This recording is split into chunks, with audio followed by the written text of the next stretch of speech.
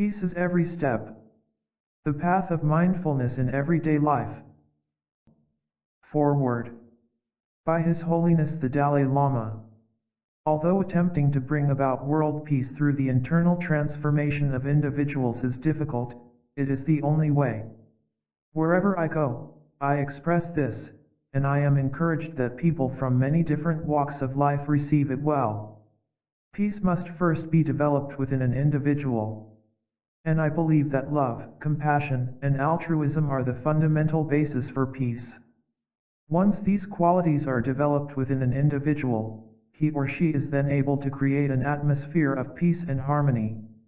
This atmosphere can be expanded and extended from the individual to his family, from the family to the community, and eventually to the whole world. Peace is every step is a guidebook for a journey in exactly this direction. Thich Nhat Hanh begins by teaching mindfulness of breathing and awareness of the small acts of our daily lives, then shows us how to use the benefits of mindfulness and concentration to transform and heal difficult psychological states. Finally, he shows us the connection between personal, inner peace and peace on earth. This is a very worthwhile book. It can change individual lives and the life of our society. Part 1. Breathe. You are alive. 24 brand new hours. Every morning, when we wake up, we have 24 brand new hours to live. What a precious gift.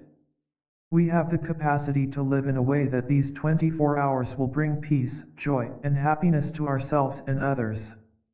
Peace is present right here and now, in ourselves and in everything we do and see. The question is whether or not we are in touch with it. We don't have to travel far away to enjoy the blue sky. We don't have to leave our city or even our neighborhood to enjoy the eyes of a beautiful child. Even the air we breathe can be a source of joy. We can smile, breathe, walk, and eat our meals in a way that allows us to be in touch with the abundance of happiness that is available. We are very good at preparing to live, but not very good at living.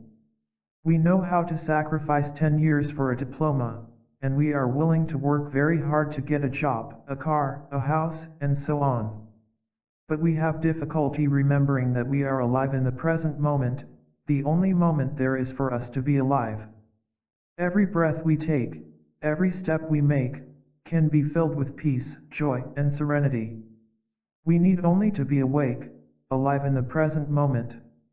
This small book is offered as a bell of mindfulness, a reminder that happiness is possible only in the present moment. Of course, planning for the future is a part of life. But even planning can only take place in the present moment. This book is an invitation to come back to the present moment and find peace and joy.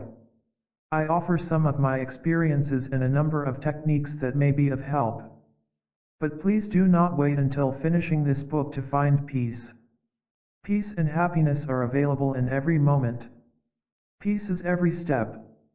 We shall walk hand in hand. Bon voyage. The dandelion has my smile. If a child smiles, if an adult smiles, that is very important. If in our daily lives we can smile, if we can be peaceful and happy, not only we, but everyone will profit from it. If we really know how to live, what better way to start the day than with a smile? Our smile affirms our awareness and determination to live in peace and joy. The source of a true smile is an awakened mind. How can you remember to smile when you wake up? You might hang a reminder, such as a branch, a leaf, a painting, or some inspiring words, in your window or from the ceiling above your bed, so that you notice it when you wake up. Once you develop the practice of smiling, you may not need a reminder. You will smile as soon as you hear a bird singing or see the sunlight streaming through the window. Smiling helps you approach the day with gentleness and understanding. When I see someone smile, I know immediately that he or she is dwelling in awareness. This half smile, how many artists have labored to bring it to the lips of countless statues and paintings. I am sure the same smile must have been on the faces of the sculptors and painters as they worked. Can you imagine an angry painter giving birth to such a smile? Mona Lisa's smile is light, just a hint of a smile. Yet even a smile like that is enough to relax all the muscles in our face, to banish all worries and fatigue. A tiny bud of a smile on our lips nourishes awareness and calms us miraculously. It returns to us the peace we thought we had lost. Our smile will bring happiness to us and to those around us. Even if we spend a lot of money on gifts for everyone in our family, nothing we buy could give them as much happiness as the gift of our awareness, our smile. And this precious gift costs nothing. At the end of a retreat in California, a friend wrote this poem. I have lost my smile, but don't worry. The dandelion has it. If you have lost your smile and yet are still capable of seeing that a dandelion is keeping it for you, the situation is not too bad. You still have enough mindfulness to see that the smile is there. You only need to breathe consciously 1 or 2 times and you will recover your smile. The dandelion is one member of your community of friends. It is there, quite faithful, keeping your smile for you. In fact, everything around you is keeping your smile for you. You don't need to feel isolated. You only have to open yourself to the support that is all around you, and in you. Like the friend who saw that her smile was being kept by the dandelion, you can breathe in awareness, and your smile will return. Conscious breathing. There are a number of breathing techniques you can use to make life vivid and more enjoyable. The first exercise is very simple. As you breathe in, you say to yourself, breathing in, I know that I am breathing in. And as you breathe out, say, breathing out, I know that I am breathing out. Just that. You recognize your in-breath as an in-breath and your out-breath as an out-breath. You don't even need to recite the whole sentence, you can use just 2 words, in and out. This technique can help you keep your mind on your breath. As you practice, your breath will become peaceful and gentle, and your mind and body will also become peaceful and gentle. This is not a difficult exercise. In just a few minutes you can realize the fruit of meditation. Breathing in and out is very important, and it is enjoyable. Our breathing is the link between our body and our mind. Sometimes our mind is thinking of one thing and our body is doing another, and mind and body are not unified. By concentrating on our breathing, in and out, we bring body and mind back together, and become whole again. Conscious breathing is an important bridge. To me, breathing is a joy that I cannot miss. Every day, I practice conscious breathing, and in my small meditation room, I have calligraphed this sentence, breathe, you are alive. Just breathing and smiling can make us very happy, because when we breathe consciously we recover ourselves completely and encounter life in the present moment. Present moment, wonderful moment. In our busy society, it is a great fortune to breathe consciously from time to time. We can practice conscious breathing not only while sitting in a meditation room, but also while working at the office or at home, while driving our car, or sitting on a bus, wherever we are, at any time throughout the day. There are so many exercises we can do to help us breathe consciously. Besides the simple in-out exercise, we can recite these 4 lines silently as we breathe in and out. Breathing in, I calm my body. Breathing out, I smile. Dwelling in the present moment. I know this is a wonderful moment. Breathing in, I calm my body. Reciting this line is like drinking a glass of cool lemonade on a hot day. You can feel the coolness permeate your body. When I breathe in and recite this line, I actually feel my breath calming my body and mind. Breathing out, I smile. You know a smile can relax hundreds of muscles in your face. Wearing a smile on your face is a sign that you are master of yourself. Dwelling in the present moment. While I sit here, I don't think of anything else. I sit here, and I know exactly where I am. I know this is a wonderful moment. It is a joy to sit, stable and at ease, and return to our breathing, our smiling, our true nature. Our appointment with life is in the present moment. If we do not have peace and joy right now, when will we have peace and joy, tomorrow or after tomorrow? What is preventing us from being happy right now?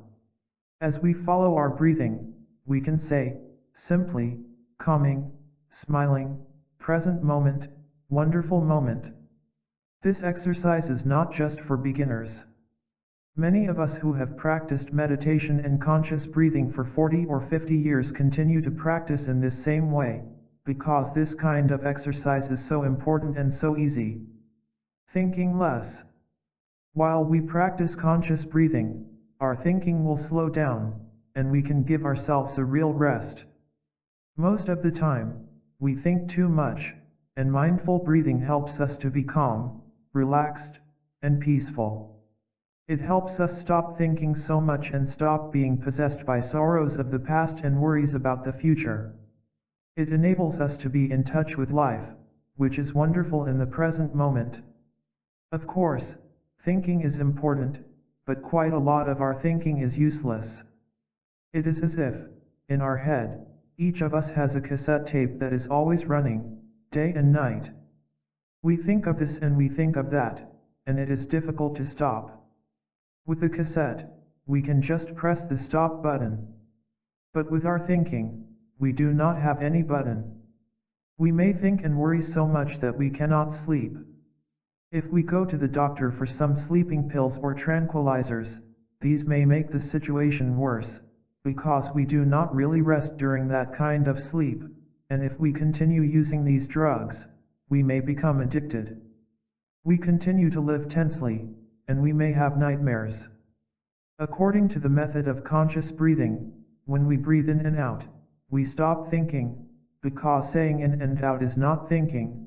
In and out are only words to help us concentrate on our breathing. If we keep breathing in and out this way for a few minutes, we become quite refreshed. We recover ourselves, and we can encounter the beautiful things around us in the present moment. The past is gone. The future is not yet here. If we do not go back to ourselves in the present moment, we cannot be in touch with life. When we are in touch with the refreshing, peaceful, and healing elements within ourselves and around us, we learn how to cherish and protect these things and make them grow. These elements of peace are available to us anytime. Nourishing awareness in each moment. One cold, winter evening I returned home from a walk in the hills, and I found that all the doors and windows in my hermitage had blown open. When I had left earlier, I hadn't secured them, and a cold wind had blown through the house, opened the windows, and scattered the papers from my desk all over the room. Immediately, I closed the doors and windows, lit a lamp, picked up the papers, and arranged them neatly on my desk. Then I started a fire in the fireplace, and soon the crackling logs brought warmth back to the room. Sometimes in a crowd we feel tired, cold, and lonely. We may wish to withdraw to be by ourselves and become warm again, as I did when I closed the windows and sat by the fire, protected from the damp, cold wind. Our senses are our windows to the world, and sometimes the wind blows through them and disturbs everything within us. Some of us leave our windows open all the time, allowing the sights and sounds of the world to invade us, penetrate us, and expose our sad, troubled selves. We feel so cold, lonely, and afraid. Do you ever find yourself watching an awful TV program, unable to turn it off? The raucous noises, explosions of gunfire, are upsetting. Yet you don't get up and turn it off. Why do you torture yourself in this way? Don't you want to close your windows? Are you frightened of solitude, the emptiness, and the loneliness you may find when you face yourself alone? Watching a bad TV program, we become the TV program. We are what we feel and perceive. If we are angry, we are the anger. If we are in love, we are love. If we look at a snow-covered mountain peak, we are the mountain. We can be anything we want, So why do we open our windows to bad TV programs made by sensationalist producers in search of easy money, programs that make our hearts pound, our fists tighten, and leave us exhausted? Who allows such TV programs to be made and seen by even the very young? We do. We are too undemanding, too ready to watch whatever is on the screen, too lonely, lazy, or bored to create our own lives. We turn on the TV and leave it on, allowing someone else to guide us, shape us, and destroy us. Losing ourselves in this way is leaving our fate in the hands of others who may not be acting responsibly. We must be aware of which programs do harm to our nervous systems, minds, and hearts, and which programs benefit us. Of course, I am not talking only about television. All around us, how many lures are set by our fellows and ourselves? In a single day, how many times do we become lost and scattered because of them? We must be very careful to protect our fate and our peace. I am not suggesting that we just shut all our windows, for there are many miracles in the world we call outside. We can open our windows to these miracles and look at any one of them with awareness. This way, even while sitting beside a clear, flowing stream, listening to beautiful music, or watching an excellent movie, we need not lose ourselves entirely in the stream, the music, or the film. We can continue to be aware of ourselves and our breathing. With the sun of awareness shining in us, we can avoid most dangers. The stream will be purer, the music more harmonious, and the soul of the filmmaker completely visible. As beginning meditators, we may want to leave the city and go off to the countryside to help close those windows that trouble our spirit. There we can become one with the quiet forest, and rediscover and restore ourselves, without being swept away by the chaos of the outside world. The fresh and silent woods help us remain in awareness, and when our awareness is well rooted and we can maintain it without faltering, we may wish to return to the city and remain there, less troubled. But sometimes we cannot leave the city, and we have to find the refreshing and peaceful elements that can heal us right in the midst of our busy lives. We may wish to visit a good friend who can comfort us, or go for a walk in a park and enjoy the trees and the cool breeze. Whether we are in the city, the countryside, or the wilderness, we need to sustain ourselves by choosing our surroundings carefully and nourishing our awareness in each moment. Sitting anywhere. When you need to slow down and come back to yourself, you do not need to rush home to your meditation cushion or to a meditation center in order to practice conscious breathing. You can breathe anywhere, just sitting on your chair at the office or sitting in your automobile. Even if you are at a shopping center filled with people or waiting in line at a bank, if you begin to feel depleted and need to return to yourself, you can practice conscious breathing and smiling just standing there. Wherever you are, you can breathe mindfully. We all need to go back to ourselves from time to time, in order to be able to confront the difficulties of life. We can do this in any position, standing, sitting, lying down, or walking. If you can sit down, however, the sitting position is the most stable.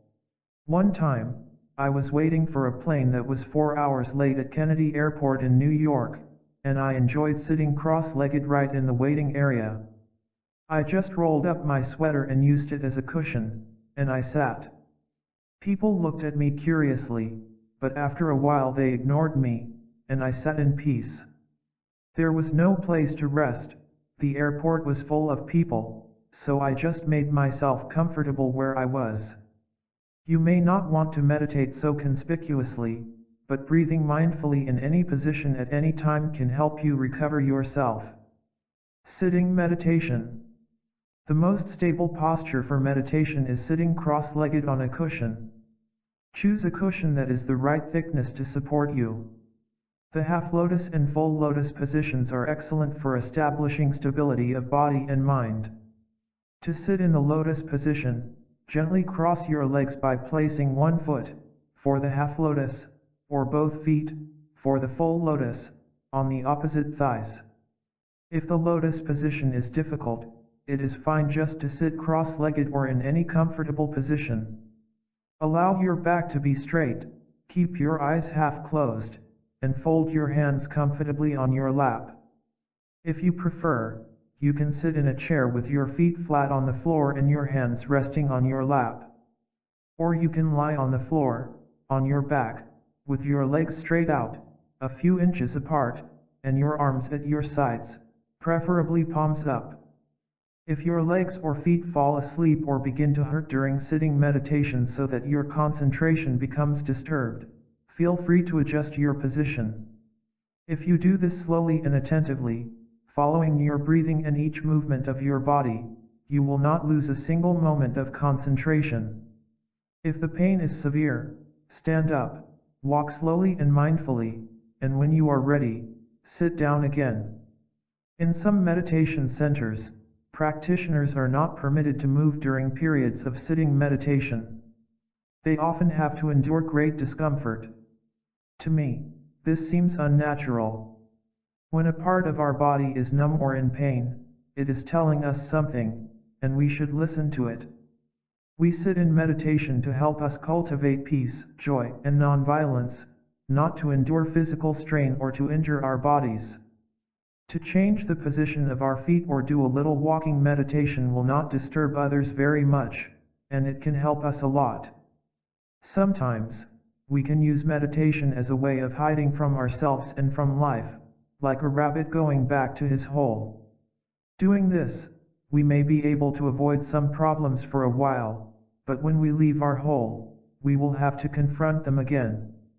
For example, if we practice our meditation very intensely, we may feel a kind of relief as we exhaust ourselves and divert our energy from confronting our difficulties.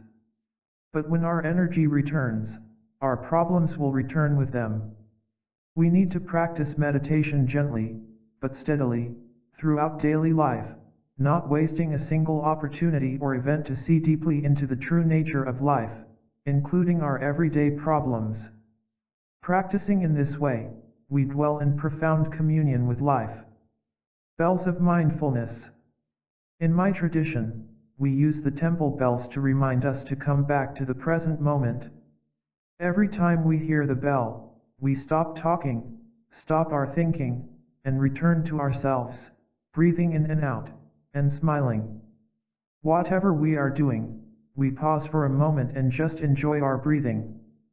Sometimes we also recite this verse. Listen, listen. This wonderful sound brings me back to my true self. When we breathe in, we say, listen, listen, and when we breathe out, we say, this wonderful sound brings me back to my true self. Since I have come to the West, I have not heard many Buddhist temple bells. But fortunately, there are church bells all over Europe. There do not seem to be as many in the United States. I think that is a pity. Whenever I give a lecture in Switzerland, I always make use of the church bells to practice mindfulness. When the bell rings, I stop talking, and all of us listen to the full sound of the bell. We enjoy it so much. I think it is better than the lecture. When we hear the bell, we can pause and enjoy our breathing and get in touch with the wonders of life that are around us, the flowers, the children, the beautiful sounds. Every time we get back in touch with ourselves, the conditions become favorable for us to encounter life in the present moment. One day in Berkeley, I proposed to professors and students at the University of California that every time the bell on the campus sounds, the professors and students should pause in order to breathe consciously. Everyone should take the time to enjoy being alive. We should not just be rushing around all day. We have to learn to really enjoy our church bells and our school bells. Bells are beautiful, and they can wake us up. If you have a bell at home, you can practice breathing and smiling with its lovely sound. But you do not have to carry a bell into your office or factory. You can use any sound to remind you to pause, breathe in and out, and enjoy the present moment. The buzzer that goes off when you forget to fasten the seat belt in your car is a bell of mindfulness.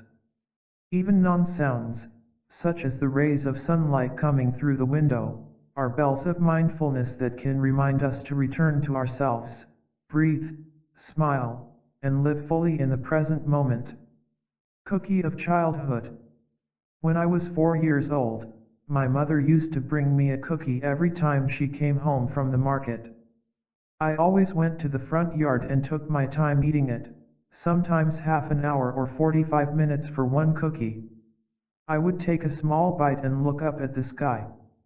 Then I would touch the dog with my feet and take another small bite.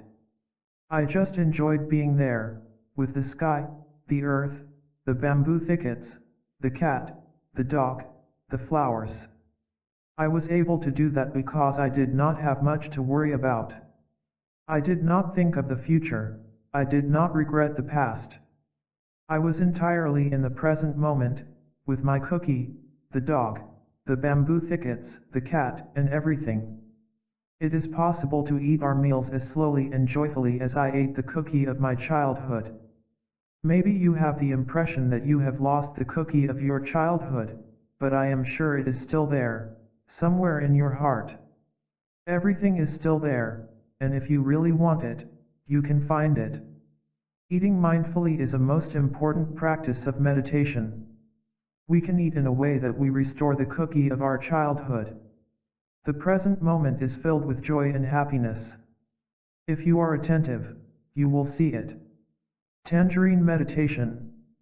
If I offer you a freshly picked tangerine to enjoy, I think the degree to which you enjoy it will depend on your mindfulness. If you are free of worries and anxiety, you will enjoy it more. If you are possessed by anger or fear, the tangerine may not be very real to you. One day, I offered a number of children a basket filled with tangerines. The basket was passed around, and each child took one tangerine and put it in his or her palm. We each looked at our tangerine, and the children were invited to meditate on its origins. They saw not only their tangerine, but also its mother, the tangerine tree. With some guidance, they began to visualize the blossoms in the sunshine and in the rain. Then they saw petals falling down and the tiny green fruit appear. The sunshine and the rain continued, and the tiny tangerine grew. Now someone has picked it, and the tangerine is here. After seeing this, each child was invited to peel the tangerine slowly, noticing the mist and the fragrance of the tangerine, and then bring it up to his or her mouth and have a mindful bite, in full awareness of the texture and taste of the fruit and the juice coming out. We ate slowly like that. Each time you look at a tangerine, you can see deeply into it. You can see everything in the universe in one tangerine. When you peel it and smell it, it's wonderful. You can take your time eating a tangerine and be very happy. The Eucharist. The practice of the Eucharist is a practice of awareness. When Jesus broke the bread and shared it with his disciples, he said, "Eat this. This is my flesh." He knew that if his disciples would eat one piece of bread in mindfulness, they would have real life. In their daily lives, they may have eaten their bread in forgetfulness, so the bread was not bread at all, it was a ghost. In our daily lives, we may see the people around us, but if we lack mindfulness, they are just phantoms, not real people, and we ourselves are also ghosts. Practicing mindfulness enables us to become a real person. When we are a real person, we see real people around us, and life is present in all its richness. The practice of eating bread, a tangerine, or a cookie is the same. When we breathe, when we are mindful, when we look deeply at our food, life becomes real at that very moment. To me, the rite of the Eucharist is a wonderful practice of mindfulness. In a drastic way, Jesus tried to wake up his disciples. Eating mindfully. A few years ago, I asked some children, "What is the purpose of eating breakfast?" One boy replied, "To get energy for the day." Another said, "The purpose of eating breakfast is to eat breakfast." I think the second child is more correct. The purpose of eating is to eat. Eating a meal in mindfulness is an important practice. We turn off the TV, put down our newspaper, and work together for 5 or 10 minutes, setting the table and finishing whatever needs to be done. During these few minutes, we can be very happy. When the food is on the table and everyone is seated, we practice breathing. Breathing in, I calm my body. Breathing out, I smile, 3 times. We can recover ourselves completely after 3 breaths like this. Then, we look at each person as we breathe in and out in order to be in touch with ourselves and everyone at the table. We don't need 2 hours to see another person. If we are really settled within ourselves, we only need to look for 1 or 2 seconds, and that is enough to see. I think that if a family has 5 members, only about 5 or 10 seconds are needed to practice this looking and seeing. After breathing, we smile. Sitting at the table with other people, we have a chance to offer an authentic smile of friendship and understanding. It is very easy, but not many people do it. To me, this is the most important practice. We look at each person and smile at him or her. Breathing and smiling together is a very important practice. If the people in the household cannot smile at each other, the situation is very dangerous. After breathing and smiling, we look down at the food in a way that allows the food to become real. This food reveals our connection with the earth. Each bite contains the life of the sun and the earth. The extent to which our food reveals itself depends on us. We can see and taste the whole universe in a piece of bread. Contemplating our food for a few seconds before eating, and eating in mindfulness, can bring us much happiness. Having the opportunity to sit with our family and friends and enjoy wonderful food is something precious, something not everyone has. Many people in the world are hungry. When I hold a bowl of rice or a piece of bread, I know that I am fortunate, and I feel compassion for all those who have no food to eat and are without friends or family. This is a very deep practice. We do not need to go to a temple or a church in order to practice this.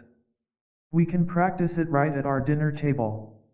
Mindful eating can cultivate seeds of compassion and understanding that will strengthen us to do something to help hungry and lonely people be nourished.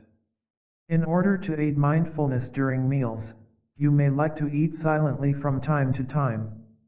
Your first silent meal may cause you to feel a little uncomfortable, but once you become used to it, you will realize that meals in silence bring much peace and happiness. Just as we turn off the TV before eating, we can turn off the talking in order to enjoy the food and the presence of one another. I do not recommend silent meals every day. Talking to each other can be a wonderful way to be together in mindfulness. But we have to distinguish among different kinds of talk. Some subjects can separate us, for instance, if we talk about other people's shortcomings. The carefully prepared food will have no value if we let this kind of talk dominate our meal. When instead we speak about things that nourish our awareness of the food and our being together, we cultivate the kind of happiness that is necessary for us to grow. If we compare this experience with the experience of talking about other people's shortcomings, we will realize that the awareness of the piece of bread in our mouth is much more nourishing. It brings life in and makes life real. So, while eating, we should refrain from discussing subjects that can destroy our awareness of our family and the food. But we should feel free to say things that can nourish awareness and happiness. For instance, if there is a dish that you like very much, you can notice if other people are also enjoying it, and if one of them is not, you can help him or her appreciate the wonderful dish prepared with loving care. If someone is thinking about something other than the good food on the table, such as his difficulties in the office or with friends, he is losing the present moment and the food. You can say, "This dish is wonderful, don't you agree?" to draw him out of his thinking and worries and bring him back to the here and now, enjoying the wonderful dish. You become a bodhisattva, helping a living being become enlightened. Children, in particular, are very capable of practicing mindfulness and reminding others to do the same. Washing dishes. To my mind, the idea that doing dishes is unpleasant can occur only when you aren't doing them. Once you are standing in front of the sink with your sleeves rolled up and your hands in the warm water, it is really quite pleasant. I enjoy taking my time with each dish, being fully aware of the dish, the water, and each movement of my hands. I know that if I hurry in order to eat dessert sooner, the time of washing dishes will be unpleasant and not worth living. That would be a pity, for each minute, each second of life is a miracle. The dishes themselves and the fact that I am here washing them are miracles. If I am incapable of washing dishes joyfully, if I want to finish them quickly so I can go and have dessert, I will be equally incapable of enjoying my dessert.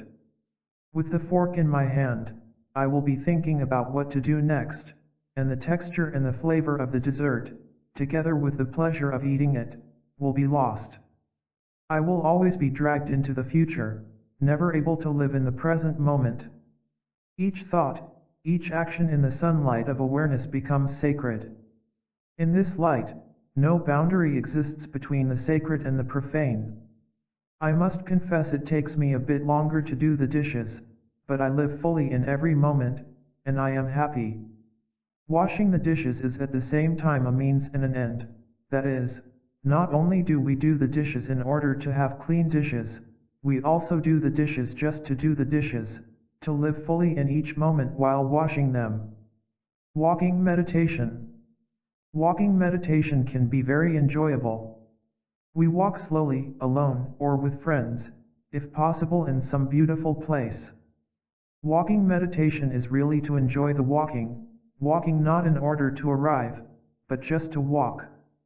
The purpose is to be in the present moment and, aware of our breathing and our walking, to enjoy each step.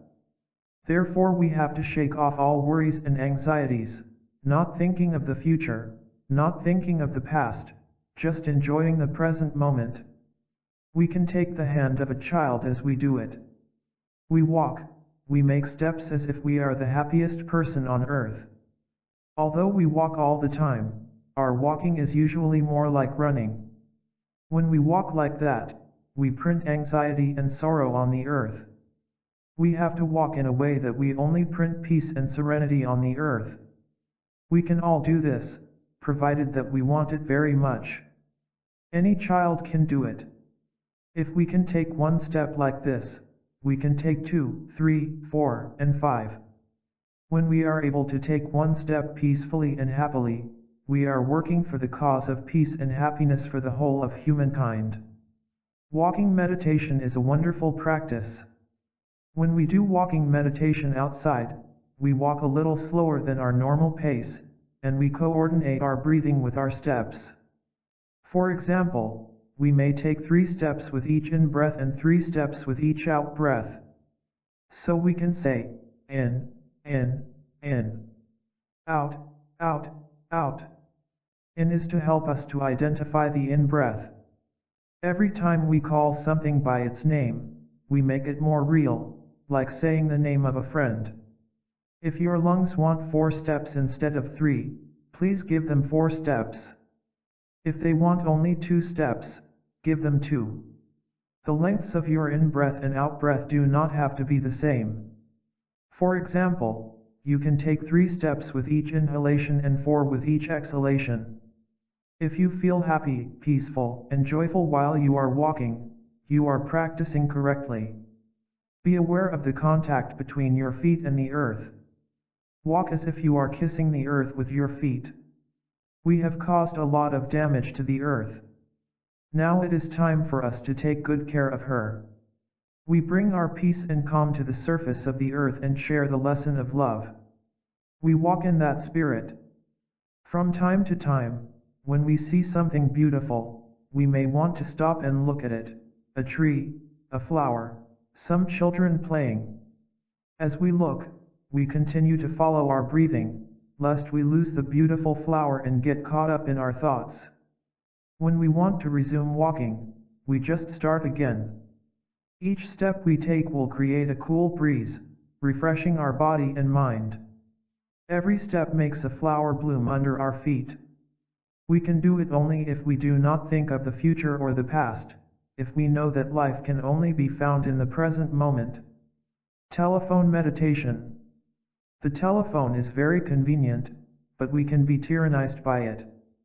We may find its ring disturbing or feel interrupted by too many calls.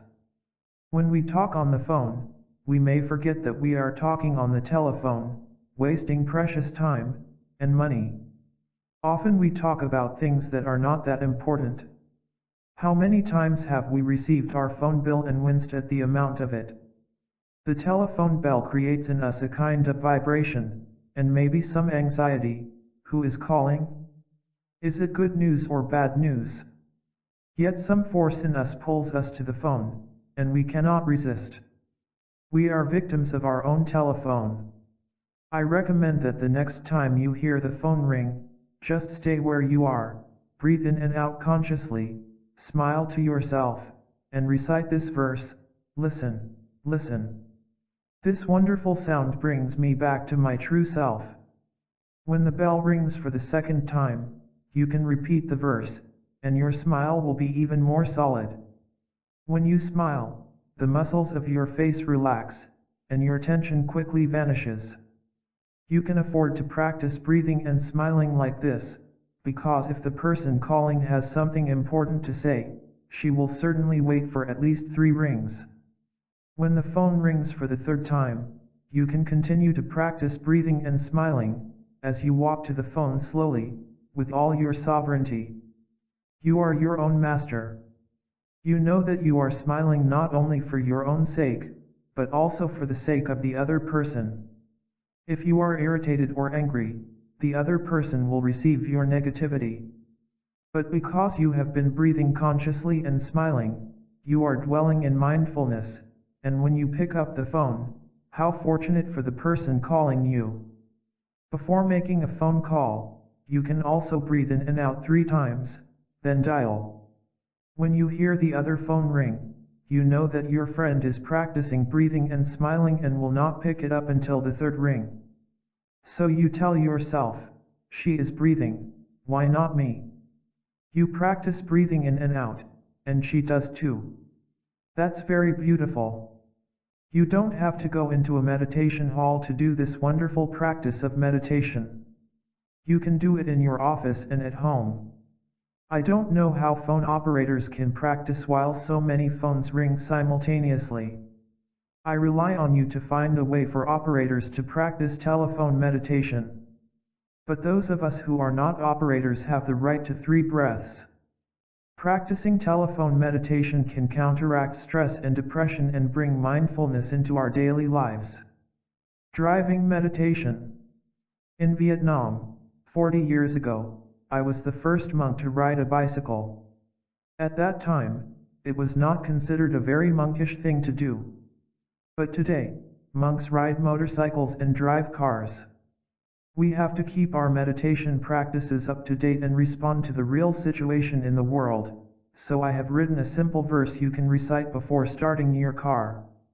I hope you find it helpful. Before starting the car, I know where I am going. The car and I are one. If the car goes fast, I go fast.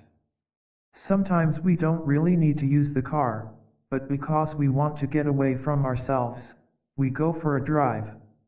We feel that there is a vacuum in us and we don't want to confront it.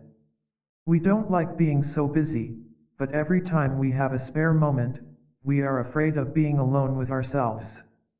We want to escape. Either we turn on the television, pick up the telephone, read a novel, go out with a friend, or take the car and go somewhere. Our civilization teaches us to act this way and provides us with many things we can use to lose touch with ourselves. If we recite this poem as we are about to turn the ignition key of our car, it can be like a torch, and we may see that we don't need to go anywhere. Wherever we go, our self will be with us. We cannot escape. So it may be better, and more pleasant, to leave the engine off and go out for a walking meditation.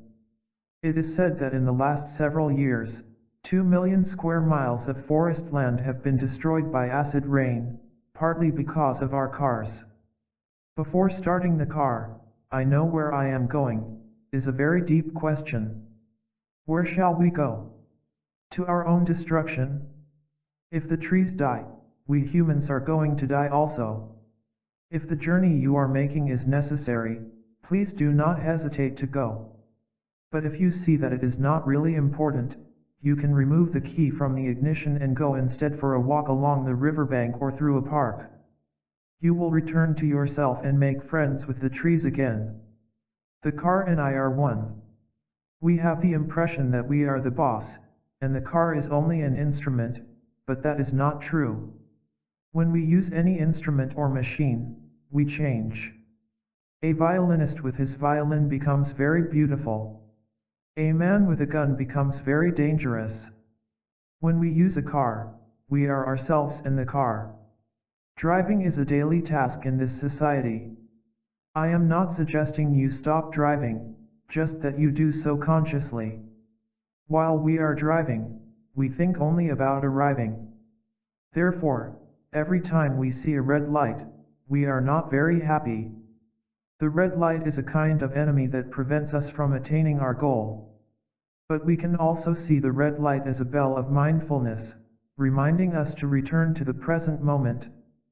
The next time you see a red light, please smile at it and go back to your breathing. Breathing in, I calm my body. Breathing out, I smile. It is easy to transform a feeling of irritation into a pleasant feeling. Although it is the same red light, it becomes different.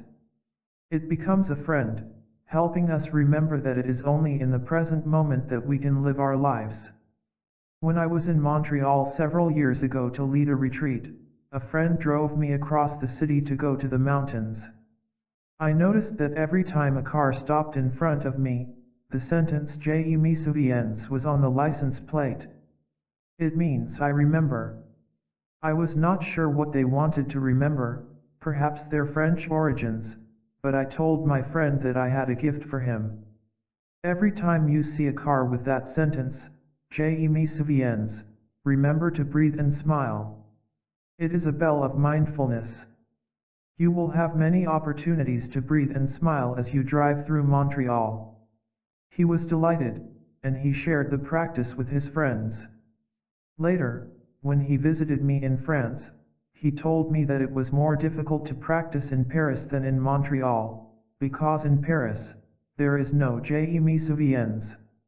I told him, there are red lights and stop signs everywhere in Paris. Why don't you practice with them? After he went back to Montreal, through Paris, he wrote me a very nice letter. It was very easy to practice in Paris. Every time a car stopped in front of me, I saw the eyes of the Buddha blinking at me. I had to answer him by breathing and smiling. There was no better answer than that. I had a wonderful time driving in Paris. The next time you are caught in a traffic jam, don't fight. It's useless to fight. Sit back and smile to yourself, a smile of compassion and loving kindness. Enjoy the present moment, breathing and smiling, and make the other people in your car happy. Happiness is there if you know how to breathe and smile, because happiness can always be found in the present moment. Practicing meditation is to go back to the present moment in order to encounter the flower, the blue sky, the child. Happiness is available. Decompartmentalization. We have so many compartments in our lives. How can we bring meditation out of the meditation hall and into the kitchen, and the office? In the meditation hall we sit quietly, and try to be aware of each breath. How can our sitting influence our non-sitting time? When a doctor gives you an injection, not only your arm but your whole body benefits from it. When you practice half an hour of sitting meditation a day, that time should be for all 24 hours, and not just for that half hour. One smile, one breath, should be for the benefit of the whole day, not just for that moment. We must practice in a way that removes the barrier between practice and non-practice. When we walk in the meditation hall, we make careful steps, very slowly. But when we go to the airport or the supermarket, we become quite another person. We walk very quickly, less mindfully. How can we practice mindfulness at the airport and in the supermarket? I have a friend who breathes between telephone calls, and it helps her very much. Another friend does walking meditation between business appointments, walking mindfully between buildings in downtown Denver. Passers-by smile at him, and his meetings, even with difficult persons, often turn out to be quite pleasant, and very successful. We should be able to bring the practice from the meditation hall into our daily lives. We need to discuss among ourselves how to do it.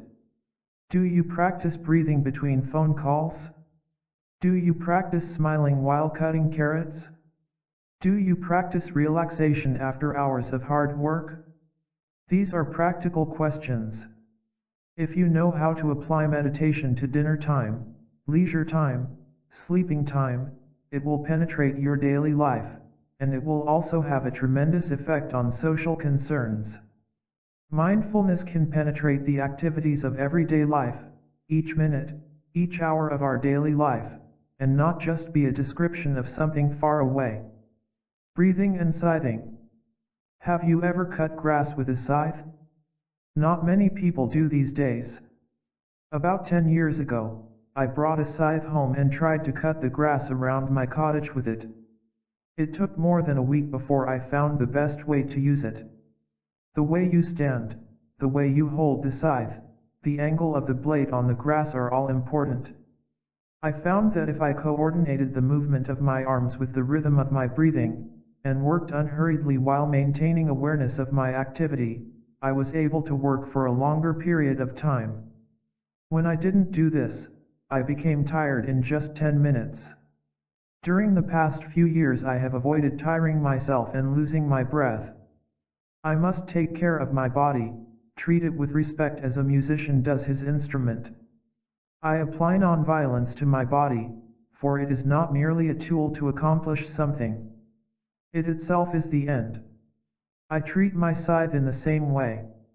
As I use it while following my breathing, I feel that my scythe and I breathe together in rhythm.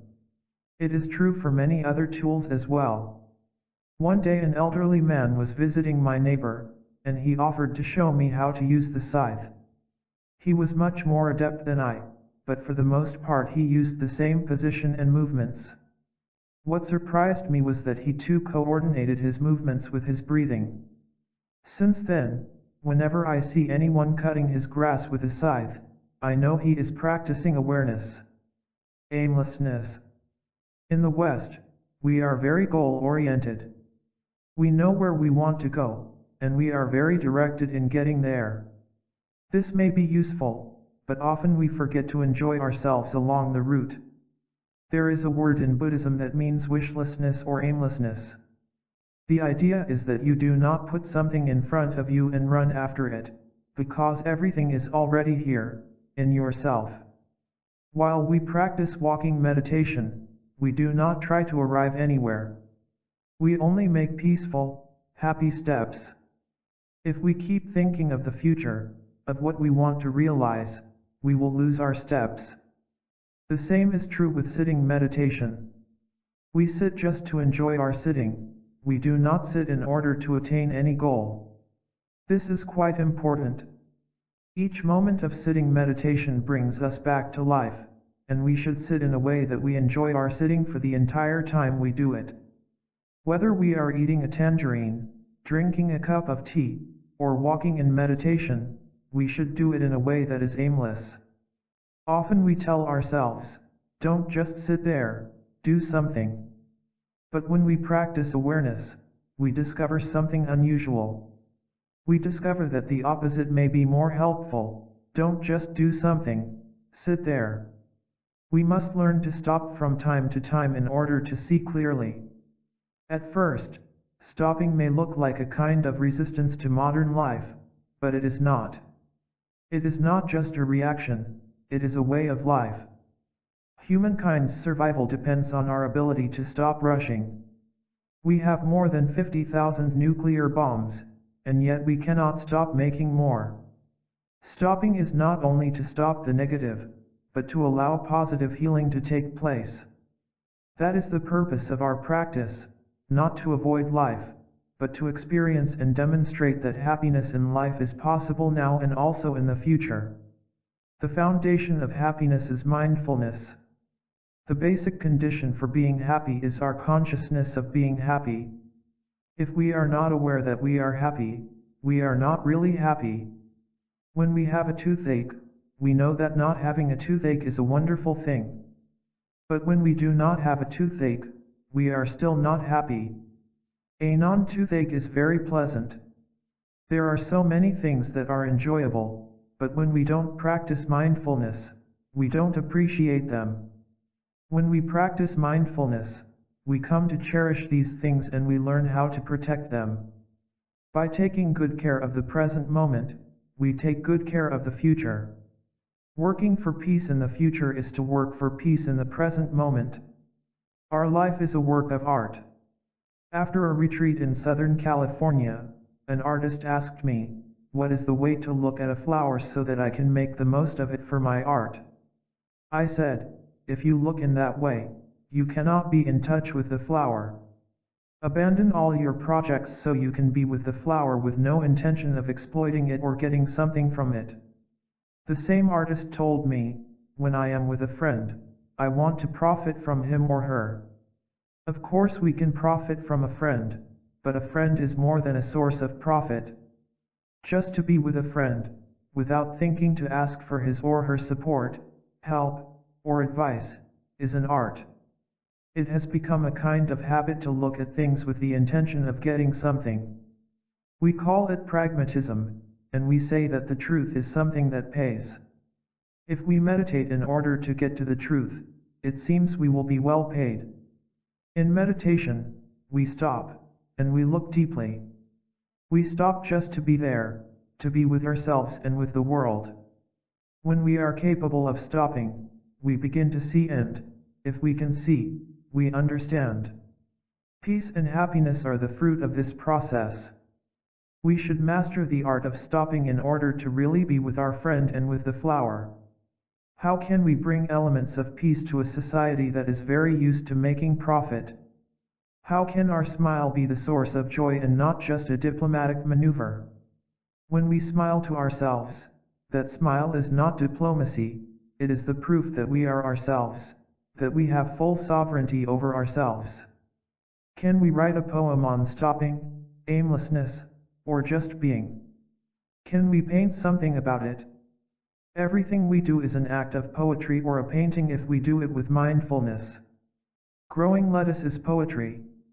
Walking to the supermarket can be a painting. When we do not trouble ourselves about whether or not something is a work of art, if we just act in each moment with composure and mindfulness, each minute of our life is a work of art.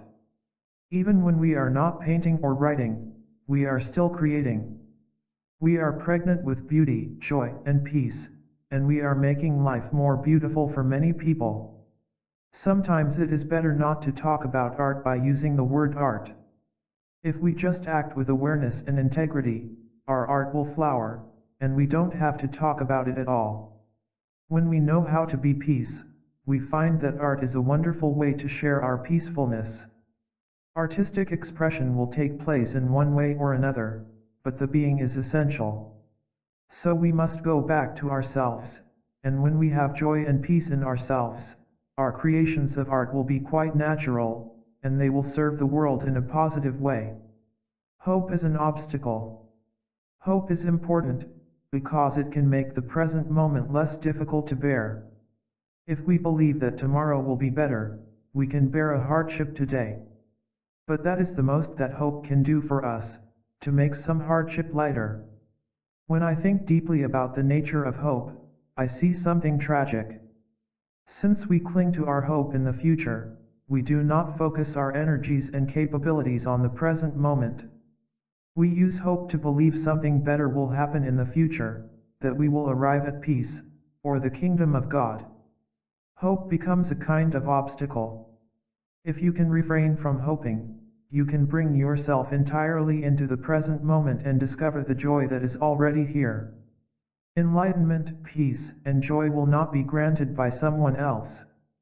The well is within us, and if we dig deeply in the present moment, the water will spring forth. We must go back to the present moment in order to be really alive. When we practice conscious breathing, we practice going back to the present moment where everything is happening. Western civilization places so much emphasis on the idea of hope that we sacrifice the present moment. Hope is for the future. It cannot help us discover joy, peace, or enlightenment in the present moment. Many religions are based on the notion of hope, and this teaching about refraining from hope may create a strong reaction. But the shock can bring about something important. I do not mean that you should not have hope, but that hope is not enough. Hope can create an obstacle for you, and if you dwell in the energy of hope, you will not bring yourself back entirely into the present moment. If you rechannel those energies into being aware of what is going on in the present moment, you will be able to make a breakthrough and discover joy and peace right in the present moment, inside of yourself and all around you. A.J. Must, the mid-20th century leader of the peace movement in America who inspired millions of people, said, "There is no way to peace, peace is the way." This means that we can realize peace right in the present moment with our look, our smile, our words, and our actions. Peace work is not a means. Each step we make should be peace. Each step we make should be joy. Each step we make should be happiness. If we are determined, we can do it. We don't need the future. We can smile and relax. Everything we want is right here in the present moment. Flower Insights. There is a story about a flower which is well known in the Zen circles. One day the Buddha held up a flower in front of an audience of 1,250 monks and nuns. He did not say anything for quite a long time. The audience was perfectly silent. Everyone seemed to be thinking hard, trying to see the meaning behind the Buddha's gesture. Then, suddenly, the Buddha smiled. He smiled because someone in the audience smiled at him and at the flower. The name of that monk was Mahakashyapa. He was the only person who smiled, and the Buddha smiled back and said, "I have a treasure of insight, and I have transmitted it to Mahakashyapa." That story has been discussed by many generations of Zen students, and people continue to look for its meaning. To me the meaning is quite simple. When someone holds up a flower and shows it to you, he wants you to see it.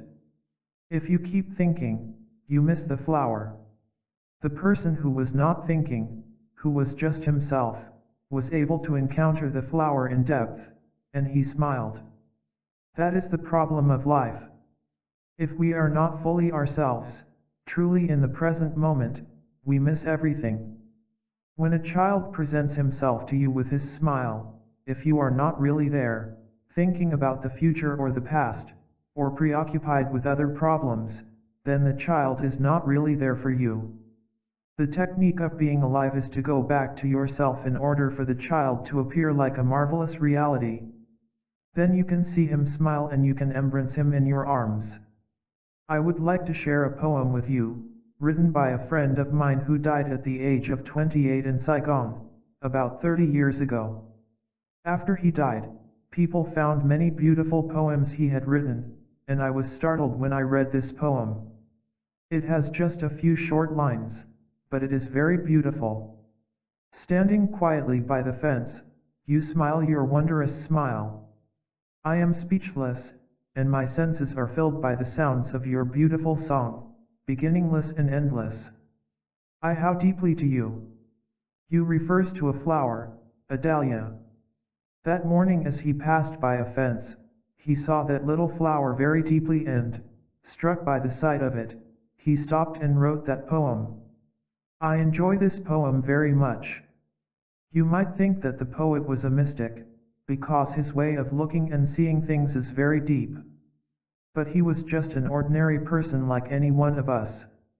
I don't know how or why he was able to look and see like that, but it is exactly the way we practice mindfulness. We try to be in touch with life and look deeply as we drink our tea, walk, sit down, or arrange flowers. The secret of the success is that you are really yourself, and when you are really yourself, you can encounter life in the present moment. Breathing room. We have a room for everything: eating, sleeping, watching TV, but we have no room for mindfulness. I recommend that we set up a small room in our homes and call it a breathing room, where we can be alone and practice just breathing and smiling, at least in difficult moments. That little room should be regarded as an embassy of the kingdom of peace. It should be respected, and not violated by anger, shouting, or things like that. When a child is about to be shouted at, she can take refuge in that room. Neither the father nor the mother can shout at her anymore. She is safe within the grounds of the embassy. Parents sometimes will need to take refuge in that room, also, to sit down, breathe, smile, and restore themselves. Therefore, that room is for the benefit of the whole family.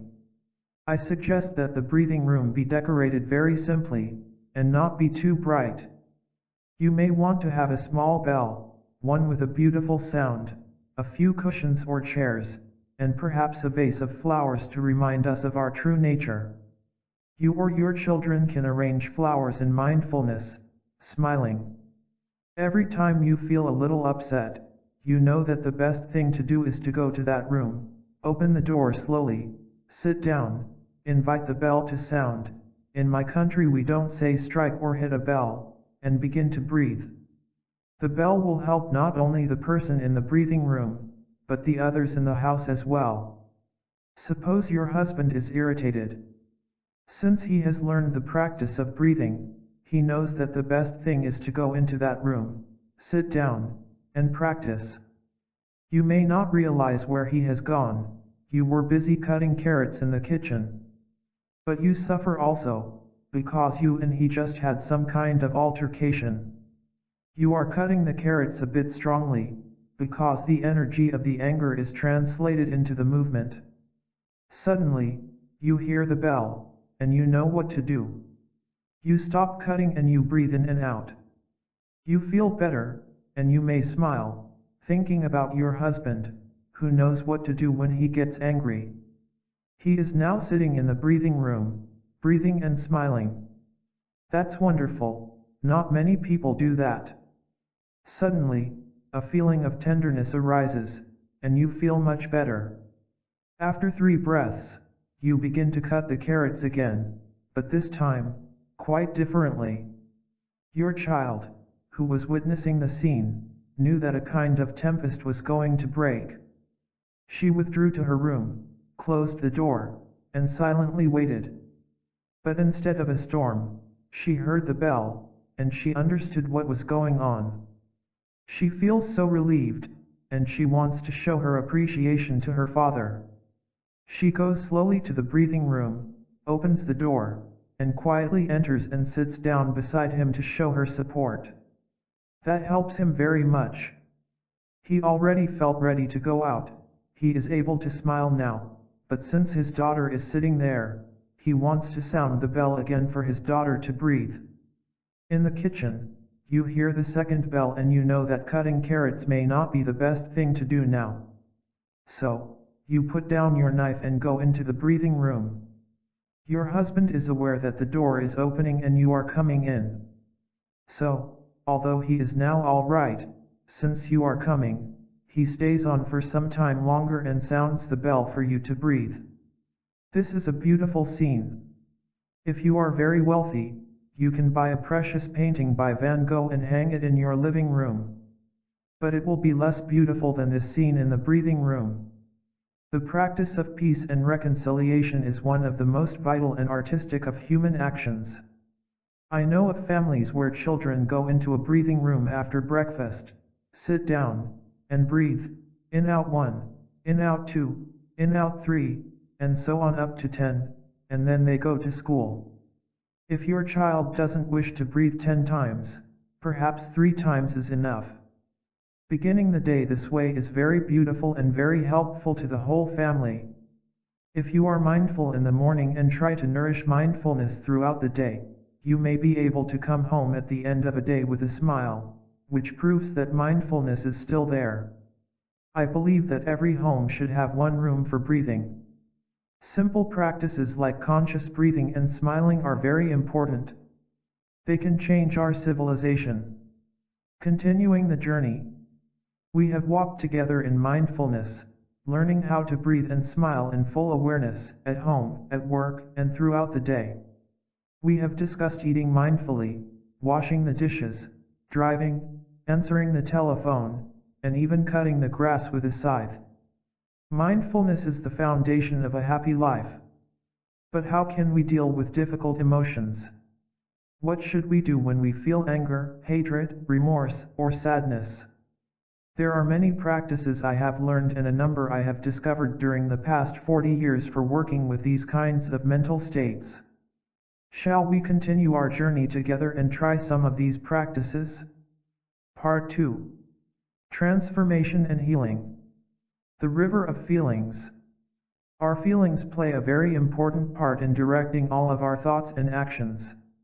In us, there is a river of feelings, in which every drop of water is a different feeling, and each feeling relies on all the others for its existence. To observe it, we just sit on the bank of the river and identify each feeling as it surfaces, flows by, and disappears. There are 3 sorts of feelings: pleasant, unpleasant, and neutral. When we have an unpleasant feeling, we may want to chase it away. But it is more effective to return to our conscious breathing and just observe it, identifying it silently to ourselves. Breathing in, I know there is an unpleasant feeling in me. Breathing out, I know there is an unpleasant feeling in me. Calling a feeling by its name, such as anger, sorrow, joy, or happiness, helps us identify it clearly and recognize it more deeply. We can use our breathing to be in contact with our feelings and accept them. If our breathing is light and calm, a natural result of conscious breathing, our mind and body will slowly become light, calm, and clear, and our feelings also. Mindful observation is based on the principle of non-duality. Our feeling is not separate from us or caused merely by something outside us. Our feeling is us, and for the moment we are that feeling. We are neither drowned in nor terrorized by the feeling, nor do we reject it. Our attitude of not clinging to or rejecting our feelings is the attitude of letting go, an important part of meditation practice. If we face our unpleasant feelings with care, affection, and non-violence, we can transform them into the kind of energy that is healthy and has the capacity to nourish us. By the work of mindful observation, our unpleasant feelings can illuminate so much for us, offering us insight and understanding into ourselves and society. Non-surgery. Western medicine emphasizes surgery too much.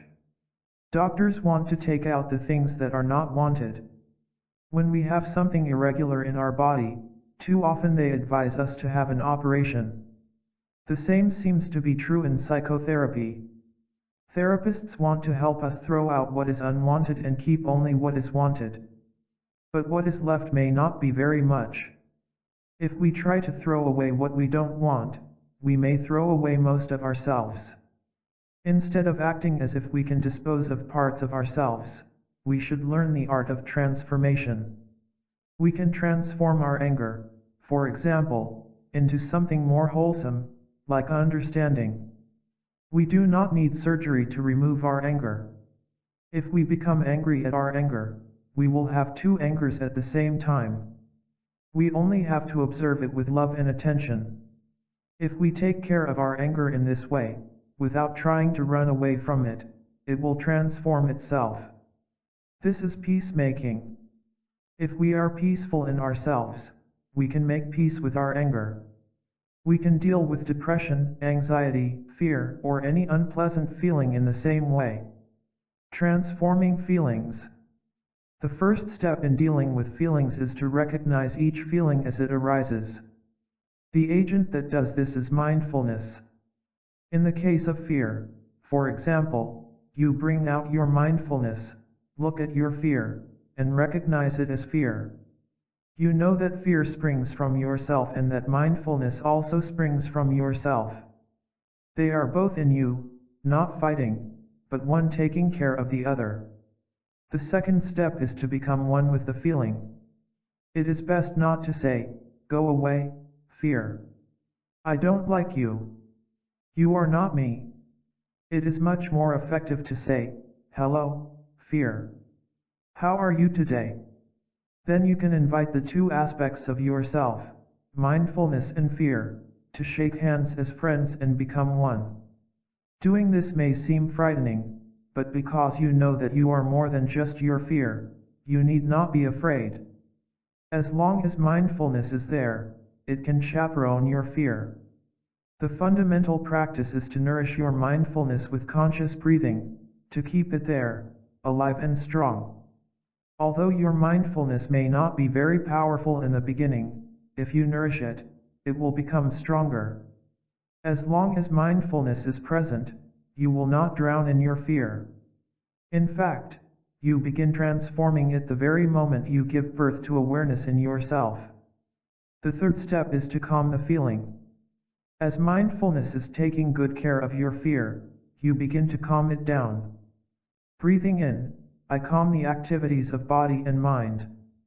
You calm your feeling just by being with it, like a mother tenderly holding her crying baby. Feeling his mother's tenderness, the baby will calm down and stop crying. The mother is your mindfulness, born from the depth of your consciousness, and it will tend the feeling of pain. A mother holding her baby is one with her baby. If the mother is thinking of other things, the baby will not calm down. The mother has to put aside other things and just hold her baby. So, don't avoid your feeling. Don't say, "You are not important. You are only a feeling." Come and be one with it. You can say, breathing out, "I calm my fear." The fourth step is to release the feeling, to let it go. Because of your calm, you feel at ease, even in the midst of fear, and you know that your fear will not grow into something that will overwhelm you. When you know that you are capable of taking care of your fear, it is already reduced to the minimum, becoming softer and not so unpleasant. Now you can smile at it and let it go, but please do not stop yet. Calming and releasing are just medicines for the symptoms. You now have an opportunity to go deeper and work on transforming the source of your fear. The fifth step is to look deeply. You look deeply into your baby, your feeling of fear, to see what is wrong, even after the baby has already stopped crying, after the fear is gone. You cannot hold your baby all the time, and therefore you have to look into him to see the cause of what is wrong. By looking, you will see what will help you begin to transform the feeling. You will realize, for example, that his suffering has many causes, inside and outside of his body. If something is wrong around him, if you put that in order, bringing tenderness and care to the situation, he will feel better. Looking into your baby, you see the elements that are causing him to cry, and when you see them, you will know what to do and what not to do to transform the feeling and be free. This is a process similar to psychotherapy. Together with the patient, a therapist looks at the nature of the pain. Often, the therapist can uncover causes of suffering that stem from the way the patient looks at things, the beliefs he holds about himself, his culture, and the world. The therapist examines these viewpoints and beliefs with the patient, and together they help free him from the kind of prison he has been in. But the patient's efforts are crucial. A teacher has to give birth to the teacher within his student, and a psychotherapist has to give birth to the psychotherapist within his patient. The patient's internal psychotherapist can then work full-time in a very effective way. The therapist does not treat the patient by simply giving him another set of beliefs. She tries to help him see which kinds of ideas and beliefs have led to his suffering. Many patients want to get rid of their painful feelings, but they do not want to get rid of their beliefs, the viewpoints that are the very roots of their feelings.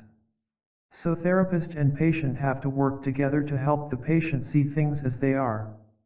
The same is true when we use mindfulness to transform our feelings. After recognizing the feeling, becoming one with it, calming it down, and releasing it, we can look deeply into its causes, which are often based on inaccurate perceptions. As soon as we understand the causes and nature of our feelings, they begin to transform themselves. Mindfulness of anger. Anger is an unpleasant feeling. It is like a blazing flame that burns up our self-control and causes us to say and do things that we regret later. When someone is angry, we can see clearly that he or she is abiding in hell. Anger and hatred are the materials from which hell is made. A mind without anger is cool, fresh, and sane. The absence of anger is the basis of real happiness, the basis of love and compassion.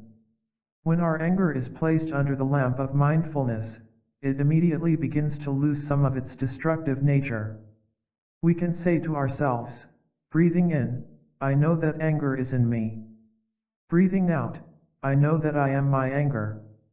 If we follow our breathing closely while we identify and mindfully observe our anger, it can no longer monopolize our consciousness. Awareness can be called upon to be a companion for our anger. Our awareness of our anger does not suppress it or drive it out. It just looks after it. This is a very important principle. Mindfulness is not a judge. It is more like an older sister looking after and comforting her younger sister in an affectionate and caring way. We can concentrate on our breathing in order to maintain this mindfulness and know ourselves fully. When we are angry, we are not usually inclined to return to ourselves. We want to think about the person who is making us angry, to think about his hateful aspects, his rudeness, dishonesty, cruelty, maliciousness, and so on. The more we think about him, listen to him, or look at him, the more our anger flares.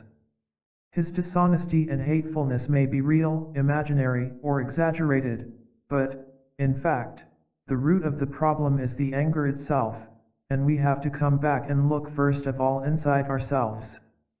It is best if we do not listen to or look at the person whom we consider to be the cause of our anger. Like a fireman, we have to pour water on the blaze first and not waste time looking for the one who set the house on fire. Breathing in, I know that I am angry. Breathing out, I know that I must put all my energy into caring for my anger.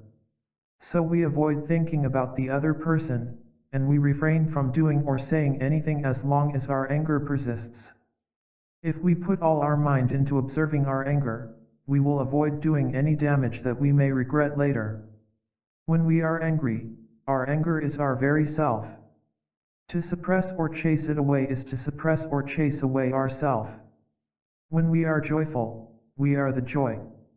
When we are angry, we are the anger. When anger is born in us, we can be aware that anger is an energy in us, and we can accept that energy in order to transform it into another kind of energy. When we have a compost bin filled with organic material which is decomposing and smelly, we know that we can transform the waste into beautiful flowers.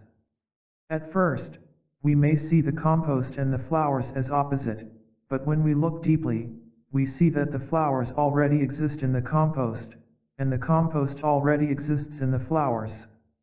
It only takes a couple of weeks for a flower to decompose. When a good organic gardener looks into her compost, she can see that, and she does not feel sad or disgusted.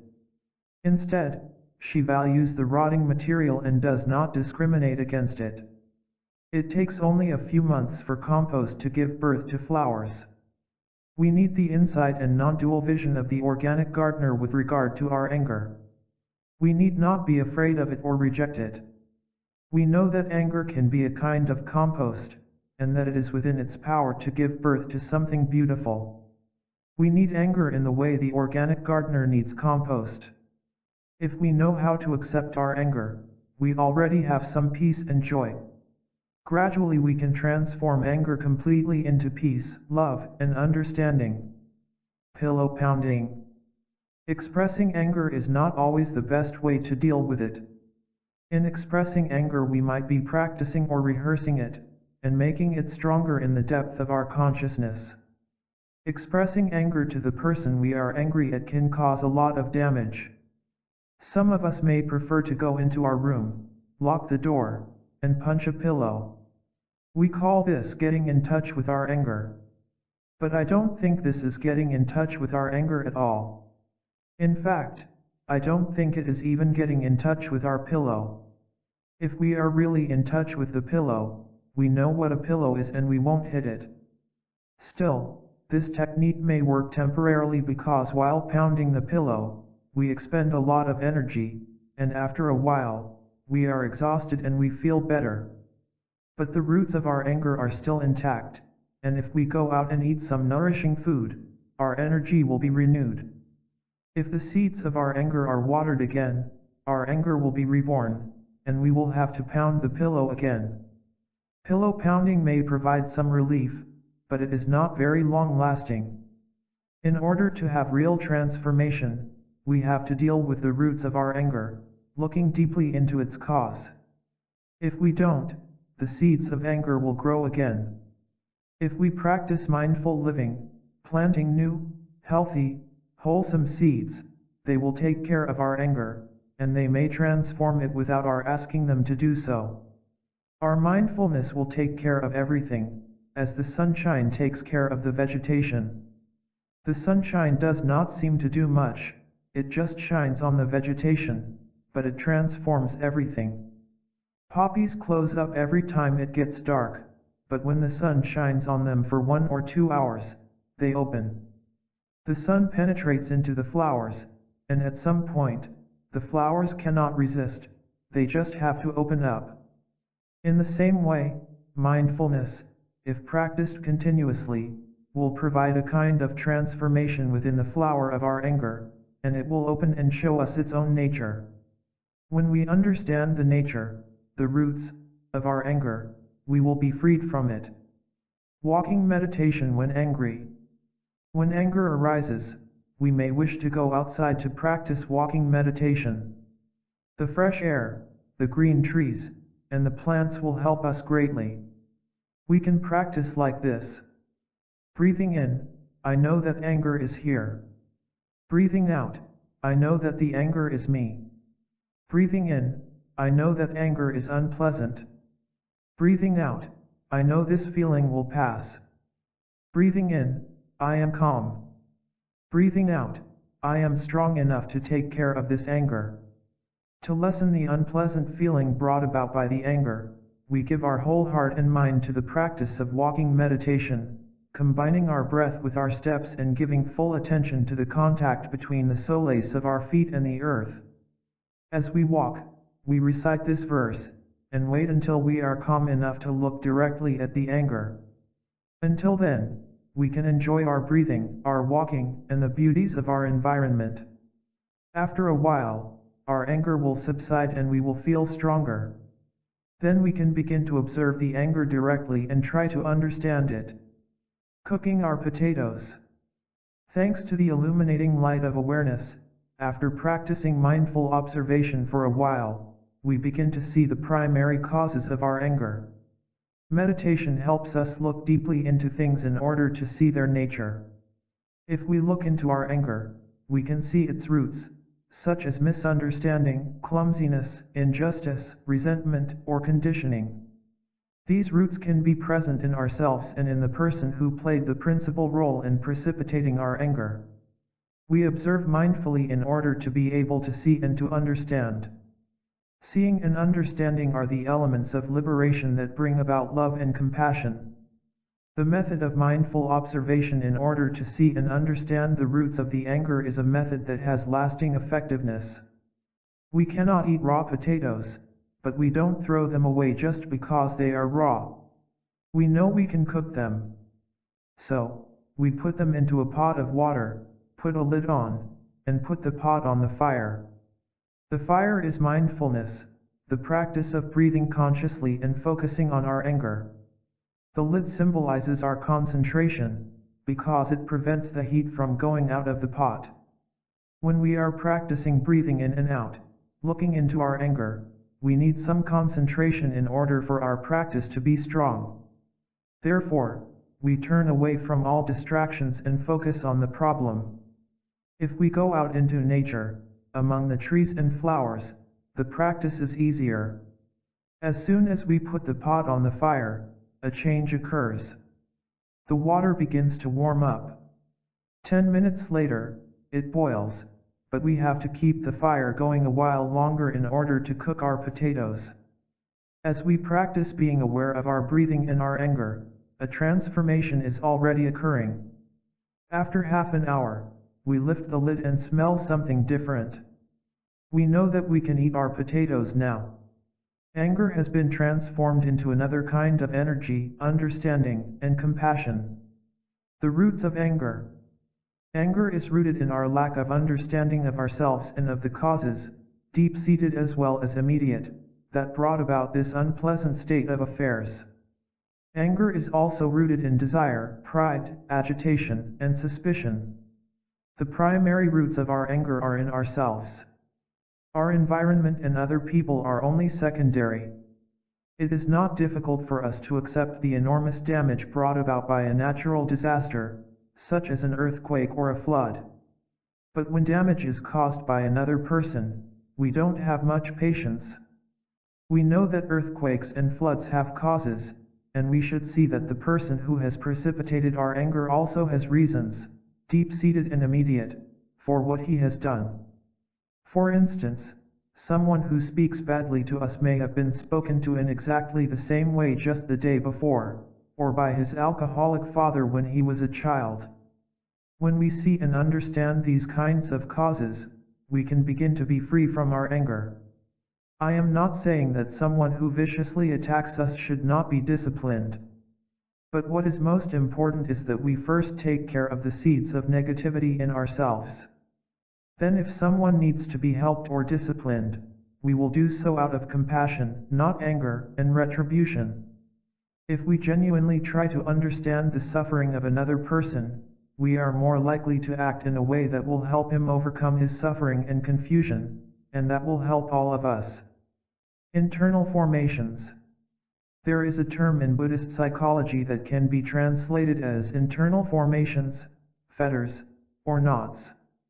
When we have a sensory input, depending on how we receive it, a knot may be tied in us. When someone speaks unkindly to us, if we understand the reason and do not take his or her words to heart, we will not feel irritated at all, and no knot will be tied. But if we do not understand why we were spoken to that way and we become irritated, a knot will be tied in us. The absence of clear understanding is the basis for every knot. If we practice full awareness, we will be able to recognize internal formations as soon as they are formed, and we will find ways to transform them. For example, a wife may hear her husband boasting at a party, and inside herself she feels the formation of a lack of respect. If she discusses this with her husband, they may come to a clear understanding, and the knot in her will be untied easily. Internal formations need our full attention as soon as they manifest, while they are still weak, so that the work of transformation is easy. If we do not untie our knots when they form, they will grow tighter and stronger. Our conscious, reasoning mind knows that negative feelings such as anger, fear, and regret are not wholly acceptable to ourselves or society, so it finds ways to repress them, to push them into remote areas of our consciousness in order to forget them. Because we want to avoid suffering, we create defense mechanisms that deny the existence of these negative feelings and give us the impression we have peace within ourselves. But our internal formations are always looking for ways to manifest as destructive images, feelings, thoughts, words, or behavior. The way to deal with unconscious internal formations is, first of all, to find ways to become aware of them. By practicing mindful breathing, we may gain access to some of the knots that are tied inside us. When we are aware of our images, feelings, thoughts, words, and behavior, we can ask ourselves questions such as, why did I feel uncomfortable when I heard him say that? Why did I say that to him? Why do I always think of my mother when I see that woman? Why didn't I like that character in the movie? Whom did I hate in the past whom she resembles? Observing closely like this can gradually bring the internal formations that are buried in us into the realm of the conscious mind. During sitting meditation, after we have closed the doors and windows of sensory input, the internal formations buried inside us sometimes reveal themselves as images, feelings, or thoughts. We may notice a feeling of anxiety, fear, or unpleasantness whose cause we cannot understand. So we shine the light of our mindfulness on it, and prepare ourselves to see this image, feeling, or thought, in all its complexity. When it begins to show its face, it may gather strength and become more intense. We may find it so strong that it robs us of our peace, joy, and ease, and we may not want to be in contact with it anymore. We may want to move our attention to another object of meditation or discontinue the meditation altogether. We may feel sleepy or say that we prefer to meditate some other time. In psychology, this is called resistance. We are afraid to bring into our conscious mind the feelings of pain that are buried in us, because they will make us suffer. But if we have been practicing breathing and smiling for some time, we will have developed the capacity to sit still and just observe our fears. As we keep in contact with our breathing and continue to smile, we can say, "Hello, fear. There you are again." There are people who practice sitting meditation many hours a day and never really face their feelings. Some of them say that feelings are not important, and they prefer to give their attention to metaphysical subjects. I am not suggesting that these other subjects of meditation are unimportant, but if they are not considered in relation to our real problems, our meditation is not really very valuable or helpful. If we know how to live every moment in an awakened way, we will be aware of what is going on in our feelings and perceptions in the present moment, and we will not let knots form or become tighter in our consciousness. And if we know how to observe our feelings, we can find the roots of long-standing internal formations and transform them, even those that have become quite strong. Living together. When we live with another person, to protect each other's happiness, we should help one another transform the internal formations that we produce together. By practicing understanding and loving speech, we can help each other a great deal. Happiness is no longer an individual matter. If the other person is not happy, we will not be happy either. To transform the other person's knots will help bring about our own happiness as well. A wife can create internal formations in her husband, and a husband can do so in his wife, and if they continue to create knots in each other, one day there will be no happiness left. Therefore, as soon as a knot is created, the wife, for example, should know that a knot has just been tied in her. She should not overlook it. She should take the time to observe it and, with her husband's help, transform it. She might say, "Darling, I think we'd better discuss a conflict I see growing." This is easy when the states of mind of husband and wife are still light and not filled with too many knots. The root cause of any internal formation is a lack of understanding. If we can see the misunderstanding that was present during the creation of a knot, we can easily untie it. To practice mindful observation is to look deeply to be able to see the nature and causes of something. One important benefit of this kind of insight is the untying of our knots. Suchness. In Buddhism, the word suchness is used to mean the essence or particular characteristics of a thing or a person, its true nature. Each person has his or her suchness. If we want to live in peace and happiness with a person, we have to see the suchness of that person. Once we see it, we understand him or her, and there will be no trouble. We can live peacefully and happily together. When we bring natural gas into our homes for heating and cooking, we know the suchness of gas. We know that gas is dangerous, it can kill us if we are not mindful. But we also know that we need the gas in order to cook, so we do not hesitate to bring it into our homes.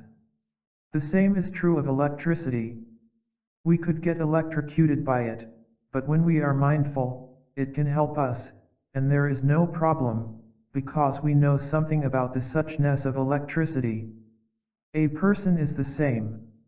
If we do not know enough about the suchness of that person, we may get ourselves into trouble. But if we know, then we can enjoy each other very much and benefit a lot from one another. The key is knowing a person's suchness. We do not expect a person always to be a flower. We have to understand his or her garbage as well. Look into your hand. I have a friend who is an artist.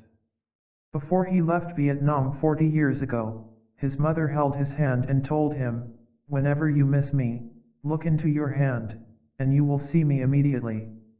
How penetrating these simple, sincere words.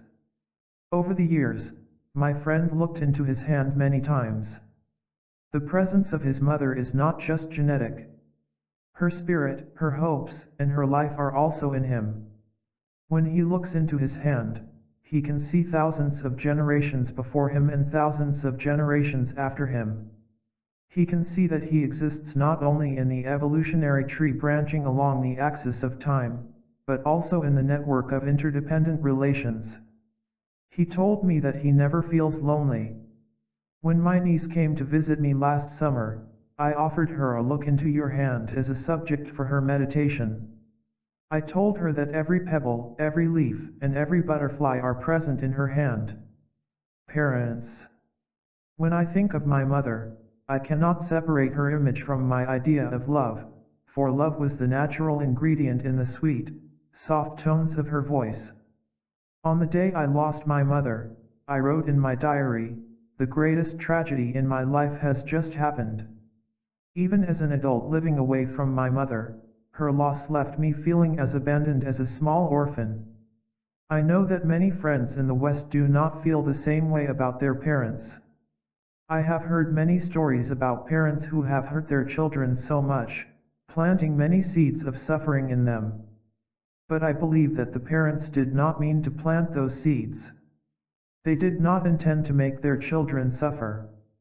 Maybe they received the same kind of seeds from their parents. There is a continuation in the transmission of seeds, and their father and mother might have gotten those seeds from their grandfather and grandmother.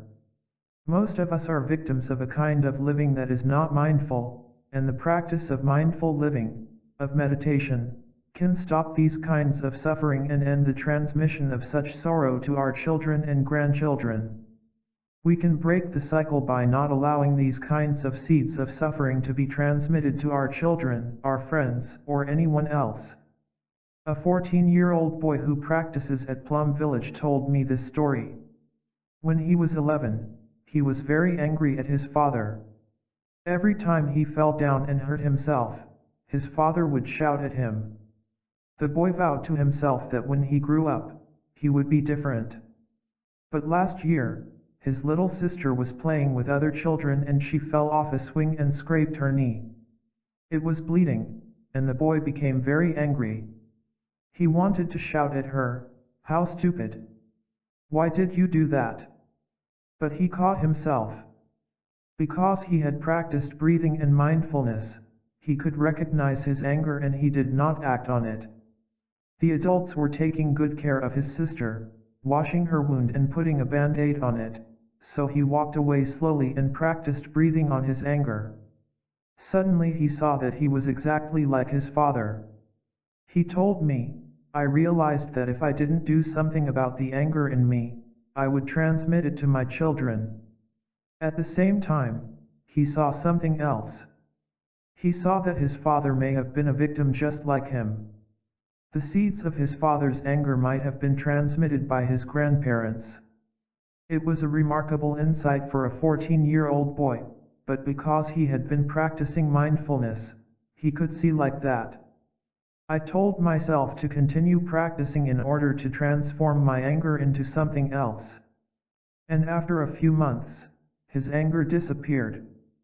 Then he was able to bring the fruit of his practice back to his father, and he told him that he used to be angry at him, but now he understood. He said he wished that his father would practice also, in order to transform his own seeds of anger. We usually think that parents have to nourish their children, but sometimes the children can bring enlightenment to the parents and help transform them. When we look at our parents with compassion, often we see that our parents are only victims who never had the chance to practice mindfulness. They could not transform the suffering in themselves. But if we see them with compassionate eyes, we can offer them joy, peace, and forgiveness. In fact, when we look deeply, we discover that it is impossible to drop all identity with our parents. Whenever we take a bath or a shower, if we look closely at our body, we will see that it is a gift from our parents and their parents. As we wash each part of our body, we can meditate on the nature of the body and the nature of life, asking ourselves, to whom does this body belong? Who has given this body to me? What has been given? If we meditate in this way, we will discover that there are three components: the giver, the gift, and the one who receives the gift. The giver is our parents. We are the continuation of our parents and our ancestors. The gift is our body itself. The one who receives the gift is us. As we continue to meditate on this, we see clearly that the giver, the gift, and the receiver are one. All three are present in our body. When we are deeply in touch with the present moment, we can see that all our ancestors and all future generations are present in us. Seeing this, we will know what to do and what not to do, for ourselves, our ancestors, our children, and their children. Nourishing healthy seeds. Consciousness exists on two levels, as seeds and as manifestations of these seeds. Suppose we have a seed of anger in us. When conditions are favorable, that seed may manifest as a zone of energy called anger.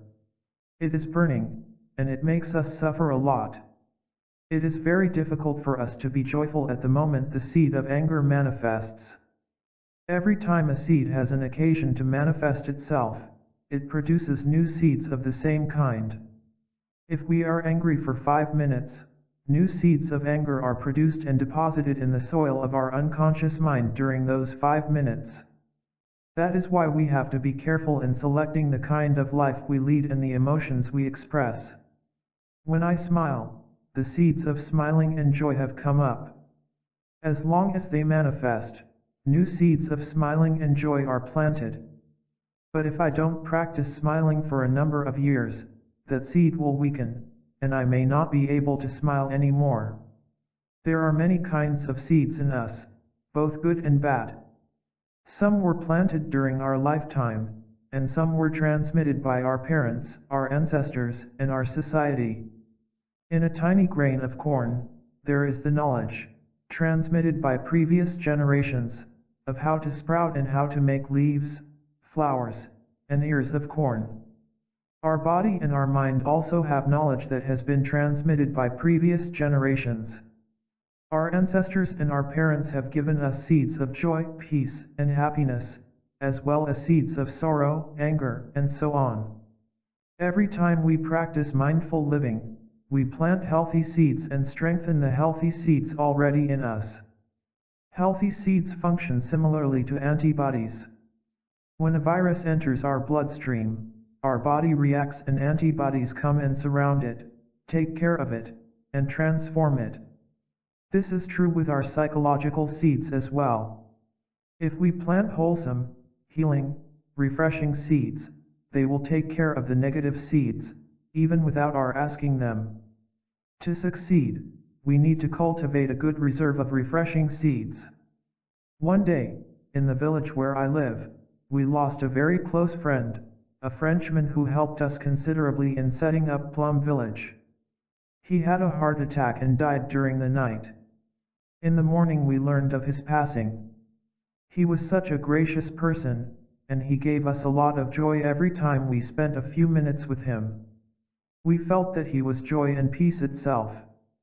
The morning we found out about his death, we regretted very much that we had not spent more time with him. That night, I couldn't sleep. The loss of a friend like him was so painful. But I had to deliver a lecture the next morning, and I wanted to sleep, so I practiced breathing. It was a cold, winter night, and I was lying in bed visualizing the beautiful trees in the yard of my hermitage. Years before, I had planted 3 beautiful cedars, a variety from the Himalayas. The trees are now very big, and, during walking meditation, I used to stop and hug these beautiful cedars, breathing in and out. The cedars always responded to my hugging, I am sure of it. So I lay in bed, and just breathed in and out, becoming the cedars in my breath. I felt much better, but still I couldn't sleep. Finally I invited into my consciousness the image of a delightful Vietnamese child named Little Bamboo. She came to Plum Village when she was 2 years old, and she was so cute that everyone wanted to hold her in their arms, especially the children. They didn't let Little Bamboo walk on the ground. Now she is 6 years old, and holding her in your arms, you feel very fresh, very wonderful. So I invited her to come up into my consciousness, and I practiced breathing and smiling on her image. In just a few moments, I fell soundly asleep. Each of us needs a reserve of seeds that are beautiful, healthy, and strong enough to help us during difficult moments. Sometimes, because the block of pain in us is so big, even though a flower is right in front of us, we cannot touch it. At that moment, we know that we need help. If we have a strong storehouse of healthy seeds, we can invite several of them to come up and help us. If you have a friend who is very close to you, who understands you, if you know that when you sit close to her, even without saying anything, you will feel better, then you can invite her image up into your consciousness, and the two of you can breathe together. Doing just this may be a big help in difficult moments. But if you have not seen your friend in a long time, her image may be too weak in your consciousness to come easily to you. If you know that she is the only person who can help you re-establish your balance, and if your image of her is already too weak, there is only one thing to do: buy a ticket and go to her, so that she is with you not as a seed, but as a real person. If you go to her, you have to know how to spend the time well, because your time with her is limited. When you arrive, sit close to her, and right away you will feel stronger. But you know that soon you will have to return home, so you have to take the opportunity to practice full awareness in each precious moment while you are there. Your friend can help you re-establish the balance within you, but that is not enough. You yourself must become strong inside, in order to feel all right when you are alone again. That is why, sitting with her or walking with her, you need to practice mindfulness. If you don't, if you just use her presence to ameliorate your suffering, the seed of her image will not become strong enough to sustain you when you return home. We need to practice mindfulness all the time so that we plant healing, refreshing seeds in ourselves. Then, when we need them, they will take care of us. What's not wrong? We often ask, what's wrong? Doing so, we invite painful seeds of sorrow to come up and manifest. We feel suffering, anger, and depression, and produce more such seeds. We would be much happier if we tried to stay in touch with the healthy, joyful seeds inside of us and around us. We should learn to ask, what's not wrong, and be in touch with that. There are so many elements in the world and within our bodies, feelings, perceptions, and consciousness that are wholesome, refreshing, and healing. If we block ourselves, if we stay in the prison of our sorrow, we will not be in touch with these healing elements. Life is filled with many wonders, like the blue sky, the sunshine, the eyes of a baby. Our breathing, for example, can be very enjoyable. I enjoy breathing every day. But many people appreciate the joy of breathing only when they have asthma or a stuffed-up nose. We don't need to wait until we have asthma to enjoy our breathing. Awareness of the precious elements of happiness is itself the practice of right mindfulness. Elements like these are within us and all around us. In each second of our lives we can enjoy them. If we do so, seeds of peace, joy, and happiness will be planted in us, and they will become strong. The secret to happiness is happiness itself. Wherever we are, anytime, we have the capacity to enjoy the sunshine, the presence of each other, the wonder of our breathing.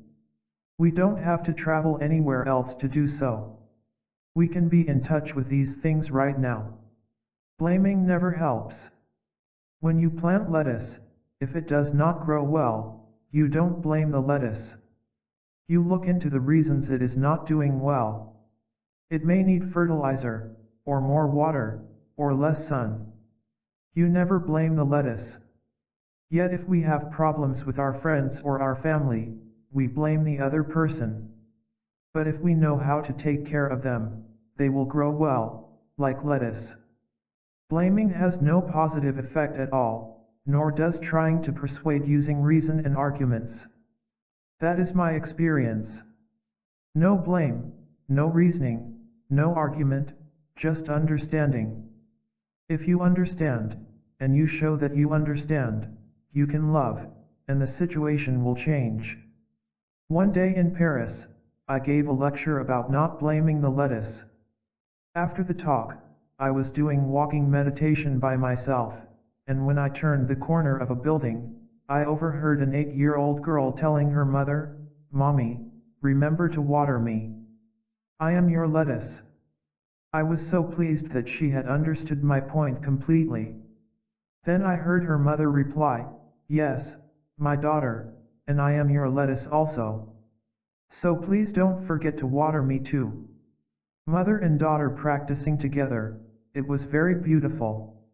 Understanding. Understanding and love are not two things, but just one. Suppose your son wakes up one morning and sees that it is already quite late. He decides to wake up his younger sister, to give her enough time to eat breakfast before going to school. It happens that she is grouchy and instead of saying, "Thank you for waking me up," she says, "Shut up. Leave me alone," and kicks him. He will probably get angry, thinking, "I woke her up nicely. Why did she kick me?"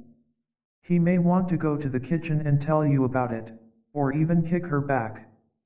But then he remembers that during the night his sister coughed a lot, and he realizes that she must be sick. Maybe she behaved so meanly because she has a cold. At that moment, he understands, and he is not angry at all anymore. When you understand, you cannot help but love. You cannot get angry. To develop understanding, you have to practice looking at all living beings with the eyes of compassion. When you understand, you cannot help but love. And when you love, you naturally act in a way that can relieve the suffering of people. Real love. We really have to understand the person we want to love. If our love is only a will to possess, it is not love. If we only think of ourselves, if we know only our own needs and ignore the needs of the other person, we cannot love. We must look deeply in order to see and understand the needs, aspirations, and suffering of the person we love. This is the ground of real love. You cannot resist loving another person when you really understand him or her. From time to time, sit close to the one you love, hold his or her hand, and ask, "Darling, do I understand you enough? Or am I making you suffer? Please tell me so that I can learn to love you properly. I don't want to make you suffer, and if I do so because of my ignorance, please tell me so that I can love you better, so that you can be happy." If you say this in a voice that communicates your real openness to understand, the other person may cry. That is a good sign, because it means the door of understanding is opening and everything will be possible again. Maybe a father does not have time or is not brave enough to ask his son such a question. Then the love between them will not be as full as it could be. We need courage to ask these questions, but if we don't ask, the more we love, the more we may destroy the people we are trying to love. True love needs understanding. With understanding, the one we love will certainly flower. Meditation on compassion. Love is a mind that brings peace, joy, and happiness to another person. Compassion is a mind that removes the suffering that is present in the other. We all have the seeds of love and compassion in our minds, and we can develop these fine and wonderful sources of energy. We can nurture the unconditional love that does not expect anything in return and therefore does not lead to anxiety and sorrow. The essence of love and compassion is understanding, the ability to recognize the physical, material, and psychological suffering of others, to put ourselves inside the skin of the other. We go inside their body, feelings, and mental formations, and witness for ourselves their suffering. Shallow observation as an outsider is not enough to see their suffering. We must become one with the object of our observation. When we are in contact with another's suffering, a feeling of compassion is born in us. Compassion means, literally, to suffer with. We begin by choosing as the object of our meditation someone who is undergoing physical or material suffering, someone who is weak and easily ill, poor, or oppressed, or has no protection. This kind of suffering is easy for us to see. After that, we can practice being in contact with more subtle forms of suffering. Sometimes the other person does not seem to be suffering at all, but we may notice that he has sorrows which have left their marks in hidden ways. People with more than enough material comforts also suffer. We look deeply at the person who is the object of our meditation on compassion, both during sitting meditation and when we are actually in contact with him. We must allow enough time to be really in deep contact with his suffering. We continue to observe him until compassion arises and penetrates our being. When we observe deeply in this way, the fruit of our meditation will naturally transform into some kind of action. We will not just say, "I love him very much," but instead, "I will do something so that he will suffer less." The mind of compassion is truly present when it is effective in removing another person's suffering. We have to find ways to nourish and express our compassion. When we come into contact with the other person, our thoughts and actions should express our mind of compassion, even if that person says and does things that are not easy to accept. We practice in this way until we see clearly that our love is not contingent upon the other person being lovable. Then we can know that our mind of compassion is firm and authentic. We ourselves will be more at ease, and the person who has been the object of our meditation will also benefit eventually. His suffering will slowly diminish, and his life will gradually be brighter and more joyful as a result of our compassion. We can also meditate on the suffering of those who cause us to suffer. Anyone who has made us suffer is undoubtedly suffering too. We only need to follow our breathing and look deeply, and naturally we will see his suffering. A part of his difficulties and sorrows may have been brought about by his parents' lack of skill when he was still young. But his parents themselves may have been victims of their parents. The suffering has been transmitted from generation to generation and been reborn in him. If we see that, we will no longer blame him for making us suffer, because we know that he is also a victim. To look deeply is to understand. Once we understand the reasons he has acted badly, our bitterness towards him will vanish, and we will long for him to suffer less. We will feel cool and light, and we can smile.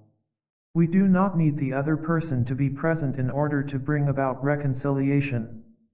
When we look deeply, we become reconciled with ourselves, and, for us, the problem no longer exists.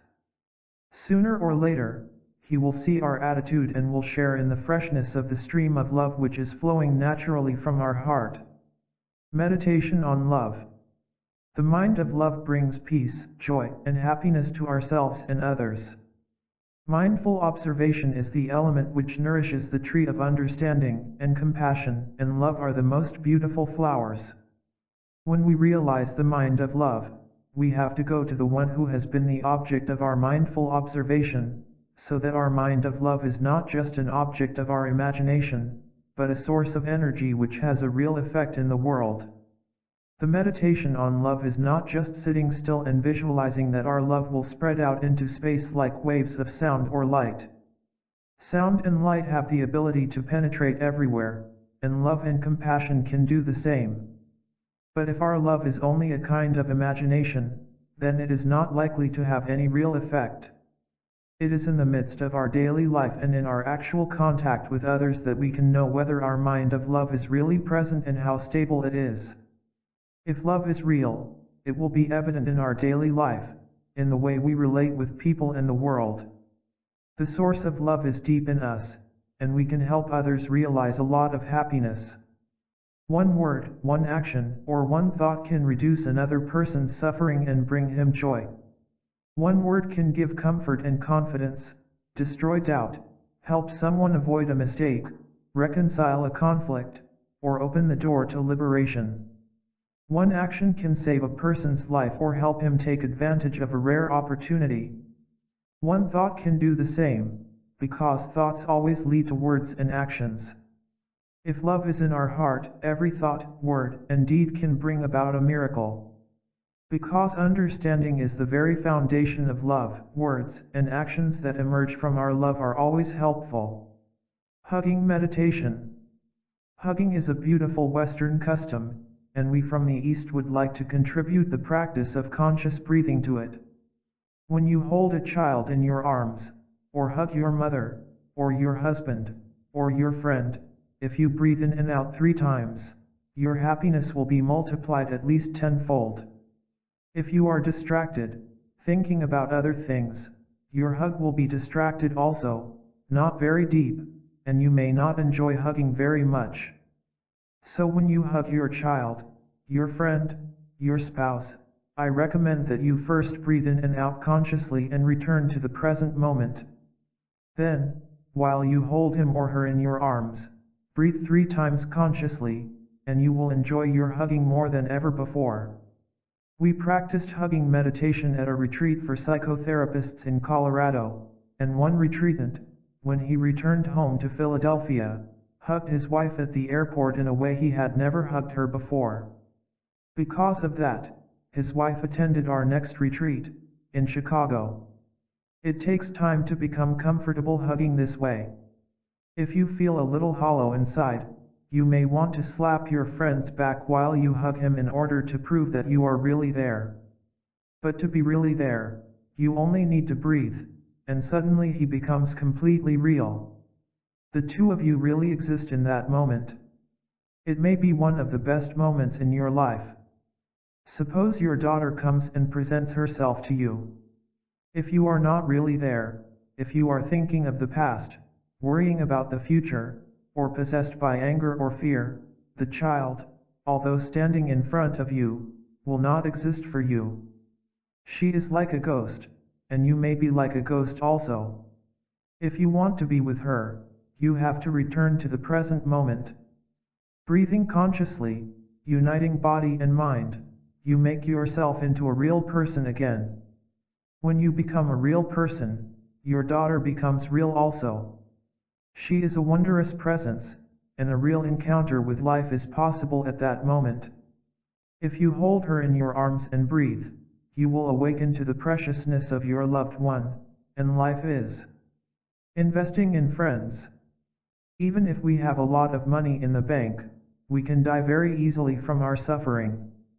So, investing in a friend, making a friend into a real friend, building a community of friends, is a much better source of security. We will have someone to lean on, to come to, during our difficult moments. We can get in touch with the refreshing, healing elements within and around us thanks to the loving support of other people. If we have a good community of friends, we are very fortunate. To create a good community, we first have to transform ourselves into a good element of the community. After that, we can go to another person and help him or her become an element of the community. We build our network of friends that way. We have to think of friends and community as investments, as our most important asset. They can comfort us and help us in difficult times, and they can share our joy and happiness. It is a great joy to hold your grandchild. You know that elderly people are very sad when they have to live separately from their children and grandchildren. This is one of the things in the West that I do not like. In my country, aged people have the right to live with the younger people. It is the grandparents who tell fairy tales to the children. When they get old, their skin is cold and wrinkled, and it is a great joy for them to hold their grandchild, so warm and tender.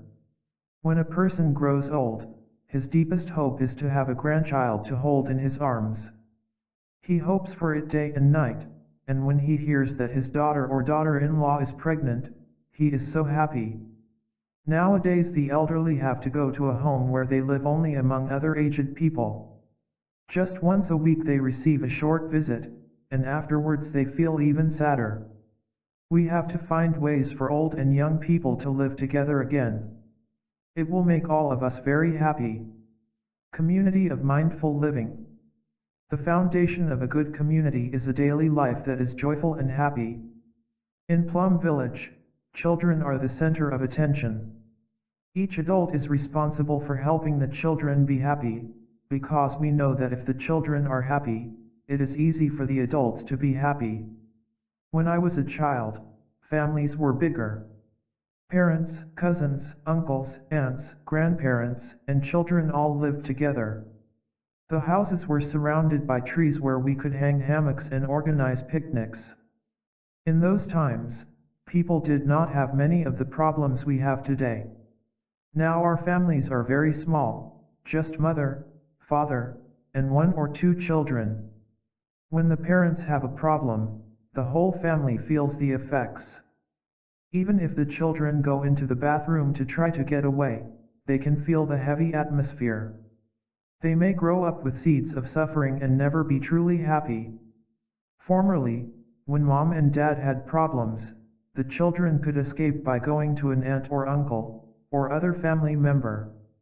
They still had someone to look up to, and the atmosphere was not so threatening. I think that communities of mindful living, where we can visit a network of aunts, uncles, and cousins, may help us replace our former big families.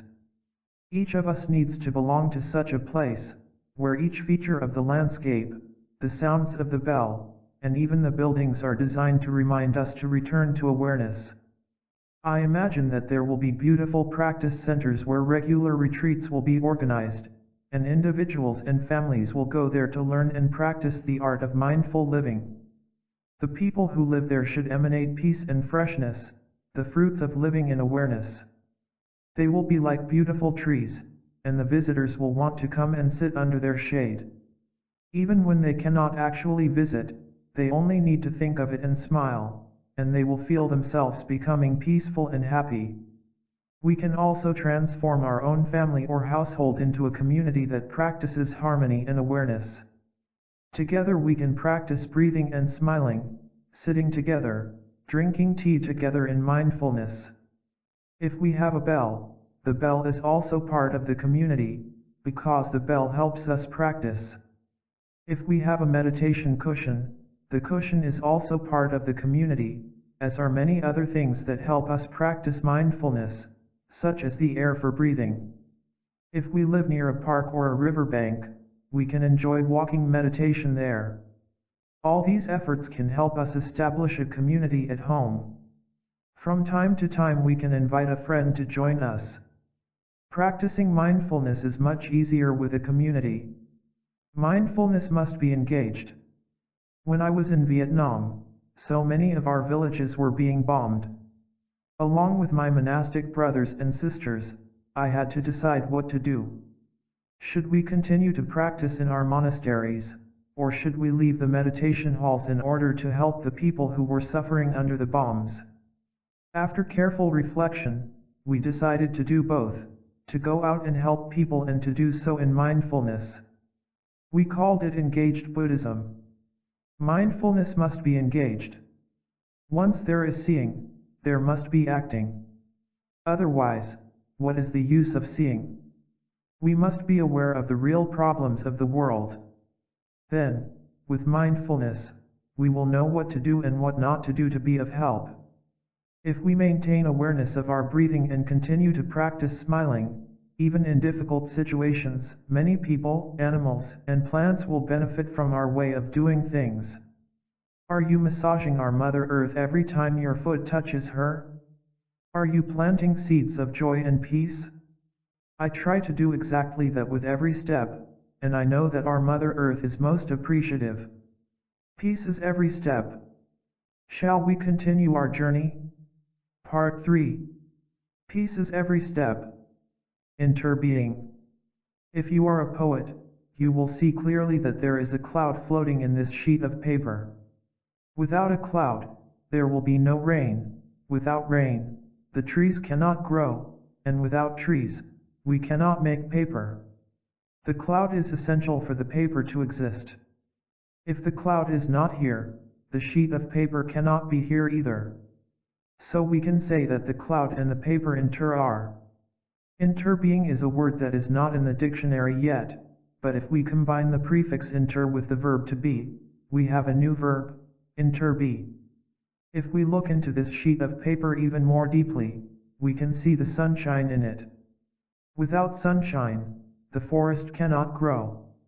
In fact, nothing can grow without sunshine. And so, we know that the sunshine is also in this sheet of paper. The paper and the sunshine are. And if we continue to look, we can see the logger who cut the tree and brought it to the mill to be transformed into paper. And we see wheat. We know that the logger cannot exist without his daily bread, and therefore the wheat that became his bread is also in this sheet of paper. The logger's father and mother are in it too. When we look in this way, we see that without all of these things, this sheet of paper cannot exist. Looking even more deeply, we can see ourselves in this sheet of paper too.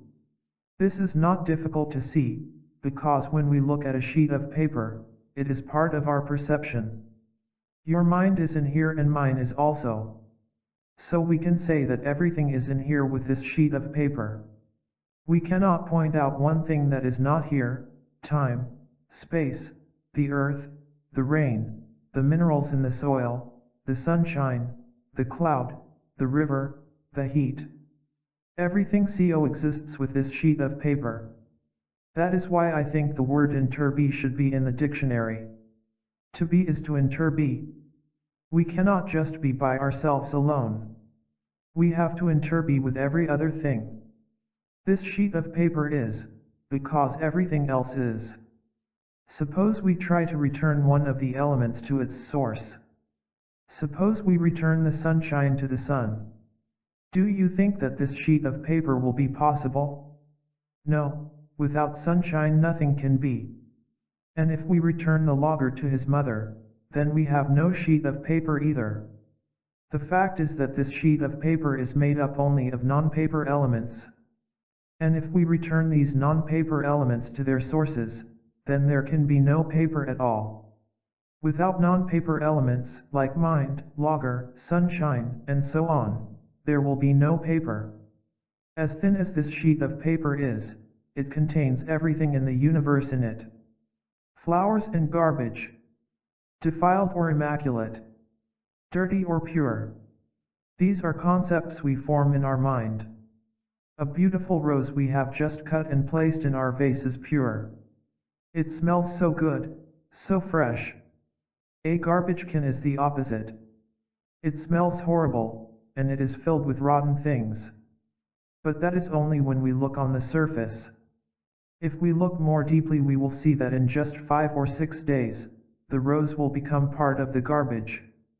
We do not need to wait 5 days to see it. If we just look at the rose, and we look deeply, we can see it now. And if we look into the garbage can, we see that in a few months its contents can be transformed into lovely vegetables, and even a rose. If you are a good organic gardener, looking at a rose you can see the garbage, and looking at the garbage you can see a rose. Roses and garbage are. Without a rose, we cannot have garbage, and without garbage, we cannot have a rose. They need each other very much. The rose and the garbage are equal. The garbage is just as precious as the rose. If we look deeply at the concepts of defilement and immaculateness, we return to the notion of interbeing. In the city of Manila there are many young prostitutes. Some are only 14 or 15 years old. They are very unhappy. They did not want to be prostitutes, but their families are poor and these young girls went to the city to look for some kind of job, like street vendor, to make money to send back to their families. Of course this is true not only in Manila, but in Ho Chi Minh City in Vietnam, in New York City, and in Paris also. After only a few weeks in the city, a vulnerable girl can be persuaded by a clever person to work for him and earn perhaps 100 times more money than she could as a street vendor. Because she is so young and does not know much about life, she accepts and becomes a prostitute. Since that time, she has carried the feeling of being impure, defiled, and this causes her great suffering. When she looks at other young girls, dressed beautifully, belonging to good families, a wretched feeling wells up in her, a feeling of defilement that becomes her hell. But if she could look deeply at herself and at the whole situation, she would see that she is the way she is because other people are the way they are. How can a good girl, belonging to a good family, be proud? Because the good family's way of life is the way it is, the prostitute has to live as a prostitute. No one among us has clean hands. No one of us can claim that it is not our responsibility. The girl in Manila is that way because of the way we are. Looking into the life of that young prostitute, we see the lives of all the non-prostitutes. And looking at the non-prostitutes and the way we live our lives, we see the prostitute. Each thing helps to create the other. Let us look at wealth and poverty. The affluent society and the deprived society inter are. The wealth of one society is made of the poverty of the other. This is like this, because that is like that. Wealth is made of non-wealth elements, and poverty is made by non-poverty elements. It is exactly the same as with the sheet of paper. So we must be careful not to imprison ourselves in concepts. The truth is that everything contains everything else. We cannot just be, we can only interbe. We are responsible for everything that happens around us. Only by seeing with the eyes of interbeing can that young girl be freed from her suffering. Only then will she understand that she is bearing the burden of the whole world. What else can we offer her? Looking deeply into ourselves, we see her, and we will share her pain and the pain of the whole world. Then we can begin to be of real help.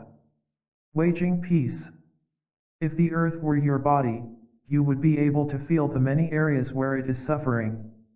War, political and economic oppression, famine, and pollution wreak havoc in so many places. Every day, children are becoming blind from malnutrition, their hands searching hopelessly through mounds of trash for a few ounces of food. Adults are dying slowly in prisons for trying to oppose violence. Rivers are dying, and the air is becoming more and more difficult to breathe. Although the two great superpowers are becoming a little more friendly, they still have enough nuclear weapons to destroy the earth dozens of times. Many people are aware of the world's suffering, their hearts are filled with compassion. They know what needs to be done, and they engage in political, social, and environmental work to try to change things. But after a period of intense involvement, they may become discouraged if they lack the strength needed to sustain a life of action. Real strength is not in power, money, or weapons, but in deep, inner peace. Practicing mindfulness in each moment of our daily lives, we can cultivate our own peace. With clarity, determination, and patience, the fruits of meditation, we can sustain a life of action and be real instruments of peace. I have seen this peace in people of various religious and cultural backgrounds who spend their time and energy protecting the weak, struggling for social justice, lessening the disparity between rich and poor, stopping the arms race, fighting against discrimination, and watering the trees of love and understanding throughout the world. Not to When we want to understand something, we cannot just stand outside and observe it. We have to enter deeply into it and be one with it in order to really understand. If we want to understand a person, we have to feel his feelings, suffer his sufferings, and enjoy his joy. The word comprehend is made up of the Latin roots cum, which means with, and prehendere, which means to grasp it or pick it up. To comprehend something means to pick it up and be one with it. There is no other way to understand something. In Buddhism, we call this kind of understanding non-duality. Not two. 15 years ago, I helped a committee for orphans who were victims of the war in Vietnam. From Vietnam, the social workers sent out applications, one sheet of paper with a small picture of a child in the corner, telling the name, age, and conditions of the orphan. My job was to translate the application from Vietnamese into French in order to seek a sponsor, so that the child would have food to eat and books for school, and be put into the family of an aunt, an uncle, or a grandparent. Then the committee in France could send the money to the family member to help take care of the child. Each day I helped translate about 30 applications. The way I did it was to look at the picture of the child. I did not read the application, I just took time to look at the picture of the child. Usually after only 30 or 40 seconds, I became one with the child. Then I would pick up the pen and translate the words from the application onto another sheet. Afterwards I realized that it was not me who had translated the application, it was the child and me, who had become one. Looking at his or her face, I felt inspired, and I became the child and he or she became me, and together we did the translation. It is very natural. You don't have to practice a lot of meditation to be able to do that.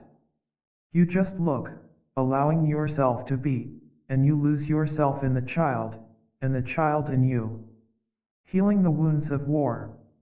If only the United States had had the vision of non-duality concerning Vietnam, we would not have had so much destruction in both countries. The war continues to hurt both Americans and Vietnamese. If we are attentive enough, we can still learn from the war in Vietnam.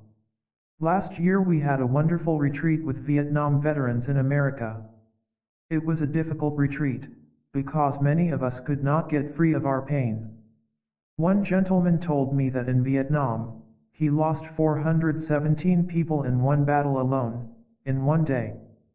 417 men died in one battle, and he has had to live with that for more than 15 years. Another person told me that out of anger and revenge, he took the life of children in a village, and after that, he lost all his peace. Ever since that time, he has not been able to sit alone with children in a room. There are many kinds of suffering, and they can prevent us from being in touch with the non-suffering world. We must practice helping each other be in touch. One soldier told me that this retreat was the first time in 15 years that he felt safe in a group of people. For 15 years, he could not swallow solid food easily. He could only drink some fruit juice and eat some fruit. He was completely shut off and could not communicate. But after 3 or 4 days of practice, he began to open up and talk to people. You have to offer a lot of loving kindness in order to help such a person touch things again. During the retreat, we practiced mindful breathing and smiling, encouraging each other to come back to the flower in us, and to the trees and the blue sky that shelter us. We had a silent breakfast. We practiced eating breakfast the way I ate the cookie of my childhood. We did things like that, making mindful steps in order to touch the earth, breathing consciously in order to touch the air, and looking at our tea deeply in order to really be in touch with the tea. We sat together, breathed together, walked together, and tried to learn from our experience in Vietnam. The veterans have something to tell their nation about how to deal with other problems that are likely to happen, problems that will not look different from Vietnam. Out of our sufferings, we should learn something. We need the vision of interbeing, we belong to each other, we cannot cut reality into pieces. The well-being of this is the well-being of that, so we have to do things together. Every side is our side, there is no evil side. Veterans have experience that makes them the light at the tip of the candle, illuminating the roots of war and the way to peace. The sun, my heart. We know that if our heart stops beating, the flow of our life will stop, and so we cherish our heart very much. Yet we do not often take the time to notice that other things, outside of our bodies, are also essential for our survival. Look at the immense light we call the sun.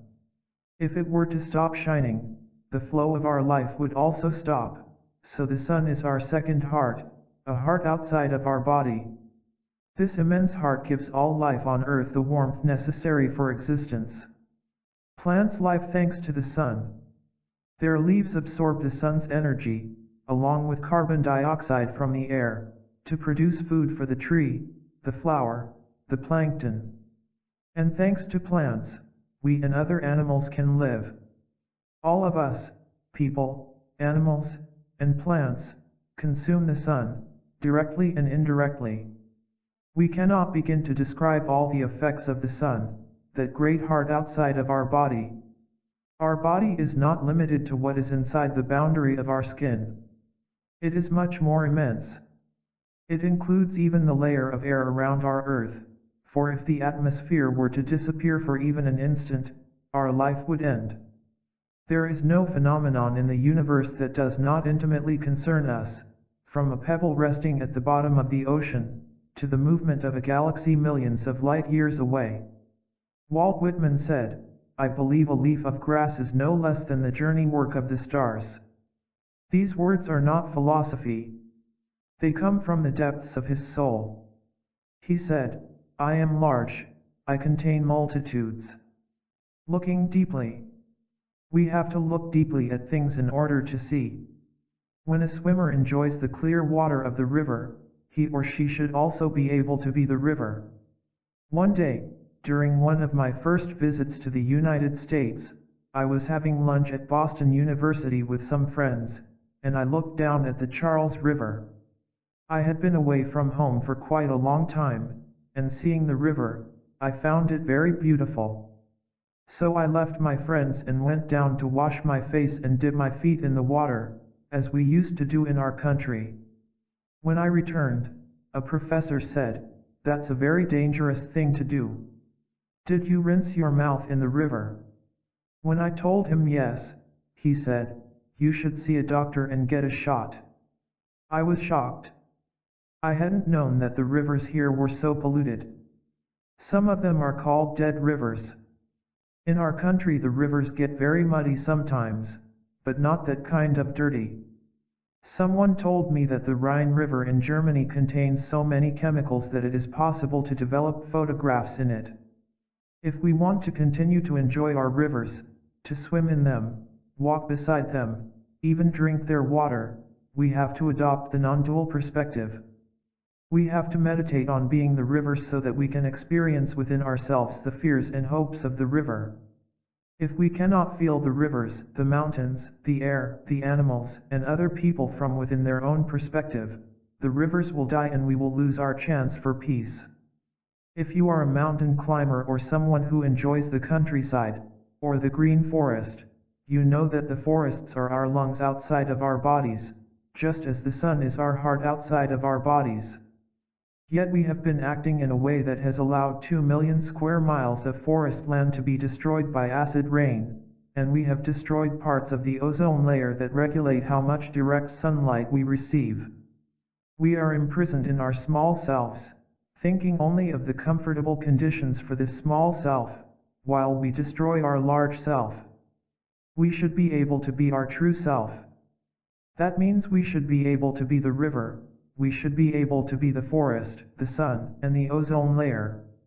We must do this to understand and to have hope for the future. The art of mindful living. Nature is our mother. Because we live cut off from her, we get sick. Some of us live in boxes called apartments, very high above the ground. Around us are only cement, metal, and hard things like that.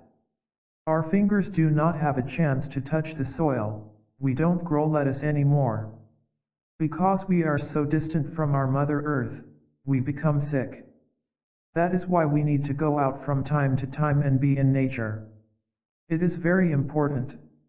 We and our children should be in touch again with Mother Earth. In many cities, we cannot see trees, the color green is entirely absent from our view. One day, I imagined a city where there was only one tree left. The tree was still beautiful, but very much alone, surrounded by buildings, in the center of the city.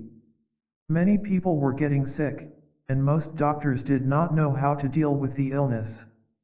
But one very good doctor knew the causes of the sickness and gave this prescription to each patient: every day, take the bus and go to the center of the city to look at the tree. As you approach it, practice breathing in and out, and when you get there, hug the tree, breathing in and out for 15 minutes, while you look at the tree, so green, and smell its bark, so fragrant. If you do that, in a few weeks you will feel much better. The people began to feel better, but very soon there were so many people rushing to the tree that they stood in line for miles and miles. You know that people of our time do not have much patience, so standing 3 or 4 hours to wait to hug the tree was too much, and they rebelled. They organized demonstrations in order to make a new law that each person could only hug the tree for 5 minutes, but of course that reduced the time for healing. And soon, the time was reduced to 1 minute, and the chance of being healed by our mother was lost. We could be in that situation very soon if we are not mindful.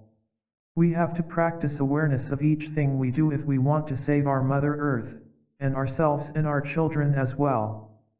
For example, when we look into our garbage, we can see lettuce, cucumbers, tomatoes, and flowers.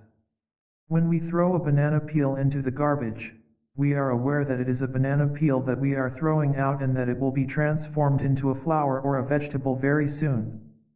That is exactly the practice of meditation. When we throw a plastic bag into the garbage, we know that it is different from a banana peel. It will take a long time to become a flower. Throwing a plastic bag into the garbage, I know that I am throwing a plastic bag into the garbage. That awareness alone helps us protect the earth, make peace, and take care of life in the present moment and in the future. If we are aware, naturally we will try to use fewer plastic bags. This is an act of peace, a basic kind of peace action. When we throw a plastic disposable diaper into the garbage, we know that it takes even longer for it to become a flower, 400 years or longer. Knowing that using these kinds of diapers is not in the direction of peace, we look for other ways to take care of our baby. Practicing breathing and contemplating our body, feelings, mind, and objects of mind, we practice peace in the present moment. This is living mindfully. Nuclear waste is the worst kind of garbage. It takes about 250,000 years to become flowers. 40 of the 50 United States are already polluted by nuclear waste. We are making the earth an impossible place to live for ourselves and for many generations of children. If we live our present moment mindfully, we will know what to do and what not to do, and we will try to do things in the direction of peace. Nourishing awareness. When we sit down to dinner and look at our plate filled with fragrant and appetizing food, we can nourish our awareness of the bitter pain of people who suffer from hunger. Every day, 40,000 children die as a result of hunger and malnutrition. Every day. Such a figure shocks us every time we hear it. Looking deeply at our plate, we can see Mother Earth, the farm workers, and the tragedy of hunger and malnutrition. We who live in North America and Europe are accustomed to eating grains and other foods imported from the Third World, such as coffee from Colombia, chocolate from Ghana, or fragrant rice from Thailand. We must be aware that children in these countries, except those from rich families, never see such fine products. They eat inferior foods, while the finer products are put aside for export in order to bring in foreign exchange. There are even some parents who, because they do not have the means to feed their children, resort to selling their children to be servants to families who have enough to eat. Before each meal, we can join our palms in mindfulness and think about the children who do not have enough to eat. Doing so will help us maintain mindfulness of our good fortune, and perhaps one day we will find ways to do something to help change the system of injustice that exists in the world. In many refugee families, before each meal, a child holds up his bowl of rice and says something like this: "Today, on the table, there are many delicious foods. I am grateful to be here with my family enjoying these wonderful dishes. I know there are many children less fortunate, who are very hungry." Being a refugee, he knows, for example, that most Thai children never see the kind of fine rice grown in Thailand that he is about to eat. It is difficult to explain to children in the overdeveloped nations that not all children in the world have such beautiful and nourishing food. Awareness of this fact alone can help us overcome many of our own psychological pains. Eventually, our contemplations can help us see how to assist those who need our help so much. A love letter to your congressman. In the peace movement there is a lot of anger, frustration, and misunderstanding. People in the peace movement can write very good protest letters, but they are not so skilled at writing love letters. We need to learn to write letters to the Congress and the President that they will want to read, and not just throw away. The way we speak, the kind of understanding, the kind of language we use should not turn people off. The President is a person like any of us. Can the peace movement talk in loving speech, showing the way for peace? I think that will depend on whether the people in the peace movement can be peace. Because without being peace, we cannot do anything for peace. If we cannot smile, we cannot help other people smile. If we are not peaceful, then we cannot contribute to the peace movement. I hope we can offer a new dimension to the peace movement. The peace movement often is filled with anger and hatred and does not fulfill the role we expect of it. A fresh way of being peace, of making peace is needed. That is why it is so important for us to practice mindfulness, to acquire the capacity to look, to see, and to understand. It would be wonderful if we could bring to the peace movement our non-dualistic way of looking at things. That alone would diminish hatred and aggression. Peace work means, first of all, being peace. We rely on each other. Our children are relying on us in order for them to have a future. Citizenship. As citizens, we have a large responsibility. Our daily lives, the way we drink, what we eat, have to do with the world's political situation. Every day we do things, we are things, that have to do with peace. If we are aware of our lifestyle, our way of consuming, of looking at things, we will know how to make peace right in the moment we are alive. We think that our government is free to make any policy it wishes, but that freedom depends on our daily life. If we make it possible for them to change policies, they will do it. Now it is not yet possible. You may think that if you were to enter government and obtain power, you would be able to do anything you wanted, but that is not true. If you became president, you would be confronted by this hard fact: you would probably do almost exactly the same thing as our current president, perhaps a little better, perhaps a little worse. Meditation is to look deeply into things and to see how we can change ourselves and how we can transform our situation. To transform our situation is also to transform our minds. To transform our minds is also to transform our situation, because the situation is mind, and mind is situation. Awakening is important. The nature of the bombs, the nature of injustice, and the nature of our own beings are the same. As we ourselves begin to live more responsibly, we must ask our political leaders to move in the same direction. We have to encourage them to stop polluting our environment and our consciousness. We should help them appoint advisors who share our way of thinking about peace, so that they can turn to these people for advice and support. It will require some degree of enlightenment on our part to support our political leaders, especially when they are campaigning for office. We have the opportunity to tell them about many important things, instead of choosing leaders by how handsome they look on television and then feeling discouraged later by their lack of mindfulness. If we write articles and give speeches that express our conviction that political leaders should be helped by those who practice mindfulness, those who have a deep sense of calm and peace and a clear vision of what the world should be, we will begin to elect leaders who can help us move in the direction of peace. The French government has made some efforts in this direction, appointing as ministers a number of ecologists and humanitarians, such as Bernard Cushman, who helped rescue boat people on the Gulf of Siam. This kind of attitude is a good sign. Ecology of mind. We need harmony. We need peace. Peace is based on respect for life, the spirit of reverence for life. Not only do we have to respect the lives of human beings, but we have to respect the lives of animals, vegetables, and minerals. Rocks can be alive. A rock can be destroyed. The earth also. The destruction of our health by pollution of the air and water is linked to the destruction of the minerals. The way we farm, the way we deal with our garbage, all these things are related to each other. Ecology should be a deep ecology.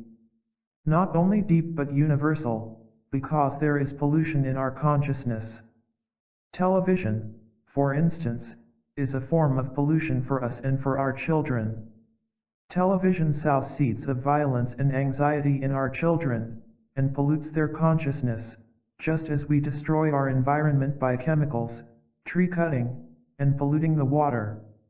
We need to protect the ecology of the mind, or this kind of violence and recklessness will continue to spill over into many other areas of life. The roots of war.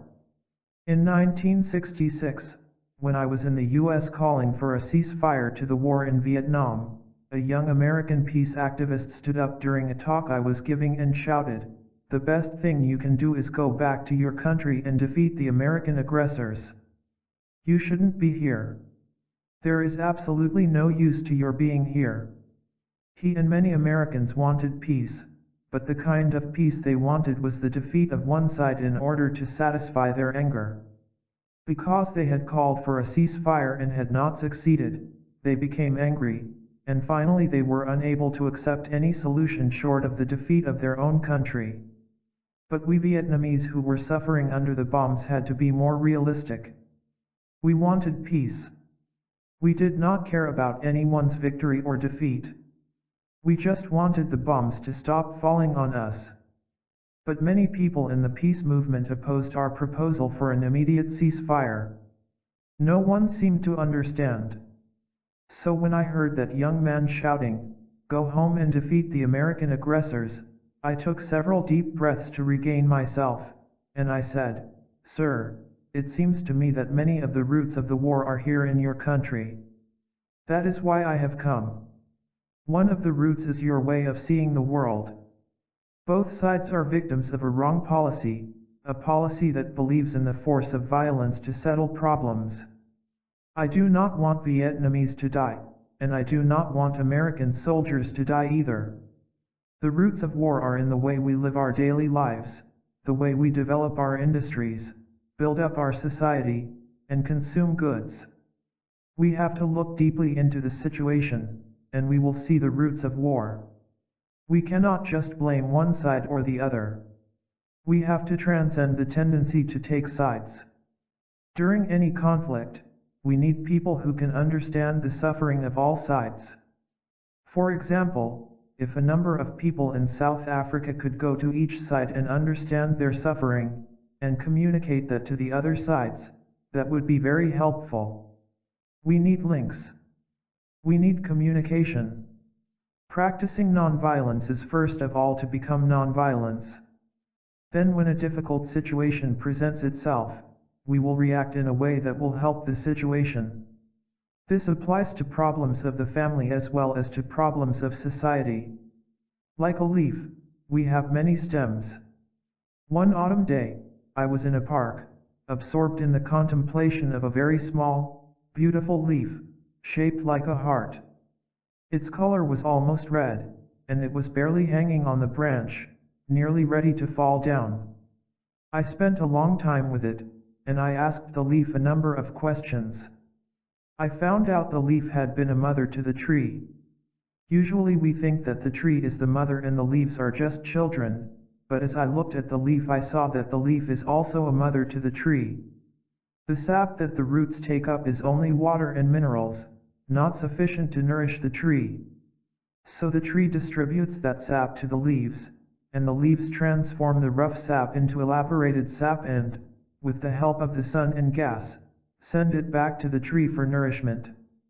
Therefore, the leaves are also the mother to the tree. Since the leaf is linked to the tree by a stem, the communication between them is easy to see. We do not have a stem linking us to our mother anymore, but when we were in her womb, we had a very long stem, an umbilical cord. The oxygen and the nourishment we needed came to us through that stem. But on the day we were born, it was cut off, and we received the illusion that we became independent. That is not true. We continue to rely on our mother for a very long time, and we have many other mothers as well. The earth is our mother. We have a great many stems linking us to our Mother Earth. There are stems linking us with the clouds. If there are no clouds, there will be no water for us to drink. We are made of at least 70% water, and the stem between the cloud and us is really there. This is also the case with the river, the forest, the logger, and the farmer. There are hundreds of thousands of stems linking us to everything in the cosmos, supporting us and making it possible for us to be. Do you see the link between you and me? If you are not there, I am not here. This is certain.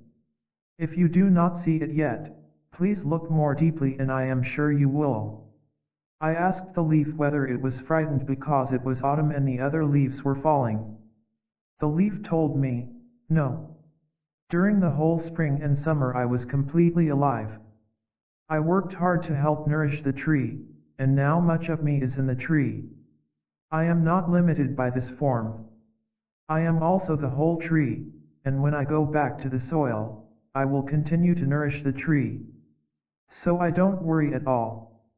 As I leave this branch and float to the ground, I will wave to the tree and tell her, I will see you again very soon. That day there was a wind blowing and, after a while, I saw the leaf leave the branch and float down to the soil, dancing joyfully, because as it floated it saw itself already there in the tree. It was so happy. I bowed my head, knowing that I have a lot to learn from that leaf. We are all linked to each other. Millions of people follow sports. If you love to watch soccer or baseball, you probably root for one team and identify with them. You may watch the games with despair and elation. Perhaps you give a little kick or swing to help the ball along. If you do not take sides, the fun is missing. In wars we also pick sides, usually the side that is being threatened. Peace movements are born of this feeling. We get angry, we shout, but rarely do we rise above all this to look at a conflict the way a mother would who is watching her two children fighting. She seeks only their reconciliation. In order to fight each other, the chicks born from the same mother hen put colors on their faces. This is a well-known Vietnamese saying. Putting colors on our own faces to make ourselves a stranger to our own brothers and sisters. We can only shoot others when they are strangers. Real efforts for reconciliation arise when we see with the eyes of compassion, and that ability comes when we see clearly the nature of interbeing and interpenetration of all beings. In our lives, we may be lucky enough to know someone whose love extends to animals and plants. We may also know people who, although they themselves live in a safe situation, realize that famine, disease, and oppression are destroying millions of people on earth and look for ways to help those who suffer. They cannot forget the downtrodden, even amidst the pressures of their own lives. At least to some extent, these people have realized the interdependent nature of life. They know that the survival of the underdeveloped countries cannot be separated from the survival of the materially wealthy, technically advanced countries. Poverty and oppression bring war. In our times, every war involves all countries. The fate of each country is linked to the fate of all others. When will the chicks of the same mother hen remove the colors from their faces and recognize each other as brothers and sisters? The only way to end the danger is for each of us to do so, and to say to others, I am your brother. I am your sister. We are all humankind, and our life is one. Reconciliation. What can we do when we have hurt people and now they consider us to be their enemy? These people might be people in our family, in our community, or in another country. I think you know the answer. There are few things to do. The first thing is to take the time to say, I am sorry, I hurt you out of my ignorance, out of my lack of mindfulness, out of my lack of skillfulness.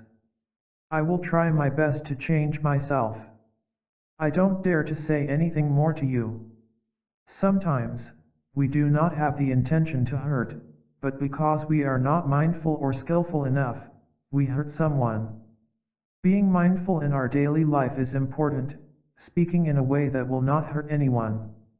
The second thing to do is to try to bring out the best part in ourselves, the part of the flower, to transform ourselves. That is the only way to demonstrate what you have just said. When you have become fresh and pleasant, the other person will notice very soon. Then when there is a chance to approach that person, you can come to her as a flower and she will notice immediately that you are quite different. You may not have to say anything. Just seeing you like that, she will accept you and forgive you. That is called speaking with your life and not just with words. When you begin to see that your enemy is suffering, that is the beginning of insight. When you see in yourself the wish that the other person stop suffering, that is a sign of real love. But be careful. Sometimes you may think that you are stronger than you actually are. To test your real strength, try going to the other person to listen and talk to him or her, and you will discover right away whether your loving compassion is real. You need the other person in order to test. If you just meditate on some abstract principle such as understanding or love, it may be just your imagination and not real understanding or real love. Reconciliation does not mean to sign an agreement with duplicity and cruelty. Reconciliation opposes all forms of ambition, without taking sides. Most of us want to take sides in each encounter or conflict. We distinguish right from wrong based on partial evidence or hearsay. We need indignation in order to act, but even righteous, legitimate indignation is not enough. Our world does not lack people willing to throw themselves into action. What we need are people who are capable of loving, of not taking sides so that they can embrace the whole of reality. We have to continue to practice mindfulness and reconciliation until we can see a child's body of skin and bones in Uganda or Ethiopia as our own, until the hunger and pain in the bodies of all species are our own. Then we will have realized non-discrimination, real love. Then we can look at all beings with the eyes of compassion, and we can do the real work to help alleviate suffering. Call me by my true names. In Plum Village, where I live in France, we receive many letters from the refugee camps in Singapore, Malaysia, Indonesia, Thailand, and the Philippines, hundreds each week. It is very painful to read them, but we have to do it. We have to be in contact. We try our best to help, but the suffering is enormous, and sometimes we are discouraged. It is said that half the boat people die in the ocean. Only half arrive at the shores in Southeast Asia, and even then they may not be safe. There are many young girls, boat people, who are raped by sea pirates. Even though the United Nations and many countries try to help the government of Thailand prevent that kind of piracy, sea pirates continue to inflict much suffering on the refugees. One day we received a letter telling us about a young girl on a small boat who was raped by a Thai pirate. She was only 12, and she jumped into the ocean and drowned herself. When you first learn of something like that, you get angry at the pirate. You naturally take the side of the girl. As you look more deeply, you will see it differently. If you take the side of the little girl, then it is easy. You only have to take a gun and shoot the pirate. But we cannot do that. In my meditation, I saw that if I had been born in the village of the pirate and raised in the same conditions as he was, there is a great likelihood that I would become a pirate. I saw that many babies are born along the Gulf of Siam, hundreds every day, and if we educators, social workers, politicians, and others do not do something about the situation, in 25 years a number of them will become sea pirates. That is certain. If you or I were born today in those fishing villages, we may become sea pirates in 25 years. If you take a gun and shoot the pirate, you shoot all of us, because all of us are to some extent responsible for this state of affairs. After a long meditation, I wrote this poem. In it, there are three people, the 12-year-old girl, the pirate, and me. Can we look at each other and recognize ourselves in each other? The title of the poem is Please Call Me by My True Names, because I have so many names. When I hear one of these names, I have to say, yes. Do not say that I'll depart tomorrow, because even today I still arrive. Look deeply, I arrive in every second to be a bud on a spring branch, to be a tiny bird, with wings still fragile, learning to sing in my new nest, to be a caterpillar in the heart of a flower, to be a jewel hiding itself in a stone. I still arrive, in order to laugh and to cry, in order to fear and to hope. The rhythm of my heart is the birth and death of all that are alive. I am the mayfly metamorphosing on the surface of the river, and I am the bird which, when spring comes, arrives in time to eat the mayfly. I am the frog swimming happily in the clear pond, and I am also the grass snake who, approaching in silence, feeds itself on the frog. I am the child in Uganda, all skin and bones, my legs as thin as bamboo sticks, and I am the arms merchant, selling deadly weapons to Uganda. I am the 12-year-old girl, refugee on a small boat, who throws herself into the ocean after being raped by a sea pirate, and I am the pirate, my heart not yet capable of seeing and loving. I am a member of the Politburo, with plenty of power in my hands, and I am the man who has to pay his debt of blood to my people, dying slowly in a forced labor camp. My joy is like spring, so warm it makes flowers bloom in all walks of life. My pain is like a river of tears, so full it fills the four oceans. Please call me by my true names, so I can hear all my cries and laughs at once, so I can see that my joy and pain are one. Please call me by my true names, so I can wake up, and so the door of my heart can be left open, the door of compassion. Suffering nourishes compassion. We have been practicing engaged Buddhism in Vietnam for the last 30 years. During the war, we could not just sit in the meditation hall. We had to practice mindfulness everywhere, especially where the worst suffering was going on. Being in touch with the kind of suffering we encountered during the war can heal us of some of the suffering we experience when our lives are not very meaningful or useful. When you confront the kinds of difficulties we faced during the war, you see that you can be a source of compassion and a great help to many suffering people. In that intense suffering, you feel a kind of relief and joy within yourself, because you know that you are an instrument of compassion. Understanding such intense suffering and realizing compassion in the midst of it, you become a joyful person, even if your life is very hard. Last winter, some friends and I went to visit the refugee camps in Hong Kong, and we witnessed a lot of suffering. There were boat people who were just 1 or 2 years old, who were about to be sent back to their country because they were classified as illegal immigrants. They had lost both father and mother during the trip.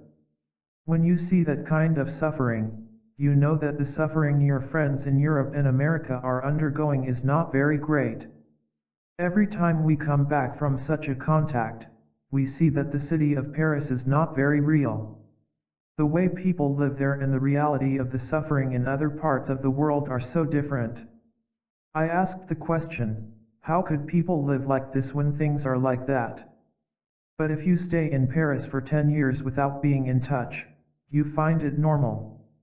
Meditation is a point of contact. Sometimes you do not have to go to the place of suffering. You just sit quietly on your cushion, and you can see everything. You can actualize everything, and you can be aware of what is going on in the world. Out of that kind of awareness, compassion and understanding arise naturally, and you can stay right in your own country and perform social action. Love in action. During our journey together, I have presented a number of practices to help us maintain mindfulness of what is going on inside us and immediately around us. Now, as we make our way through the wider world, some additional guidelines can help us and protect us. Several members of our community have been practicing the following principles, and I think you may also find them useful in making choices as to how to live in our contemporary world. We call them the 14 precepts of the order of interbeing. 1. Do not be idolatrous about or bound to any doctrine, theory, or ideology. All systems of thought are guiding means, they are not absolute truth. 2. Do not think that the knowledge you presently possess is changeless, absolute truth. Avoid being narrow-minded and bound to present views. Learn and practice non-attachment from views in order to be open to receive others' viewpoints. Truth is found in life and not merely in conceptual knowledge. Be ready to learn throughout your entire life and to observe reality in yourself and in the world at all times. 3. Do not force others, including children, by any means whatsoever, to adopt your views, whether by authority, threat, money, propaganda, or even education. However, through compassionate dialogue, help others renounce fanaticism and narrowness. 4. Do not avoid contact with suffering or close your eyes before suffering. Do not lose awareness of the existence of suffering in the life of the world. Find ways to be with those who are suffering, by all means, including personal contact and visits, images, and sound. By such means, awaken yourself and others to the reality of suffering in the world. 5. Do not accumulate wealth while millions are hungry. Do not take as the aim of your life fame, profit, wealth, or sensual pleasure. Live simply and share time, energy, and material resources with those who are in need. 6. Do not maintain anger or hatred.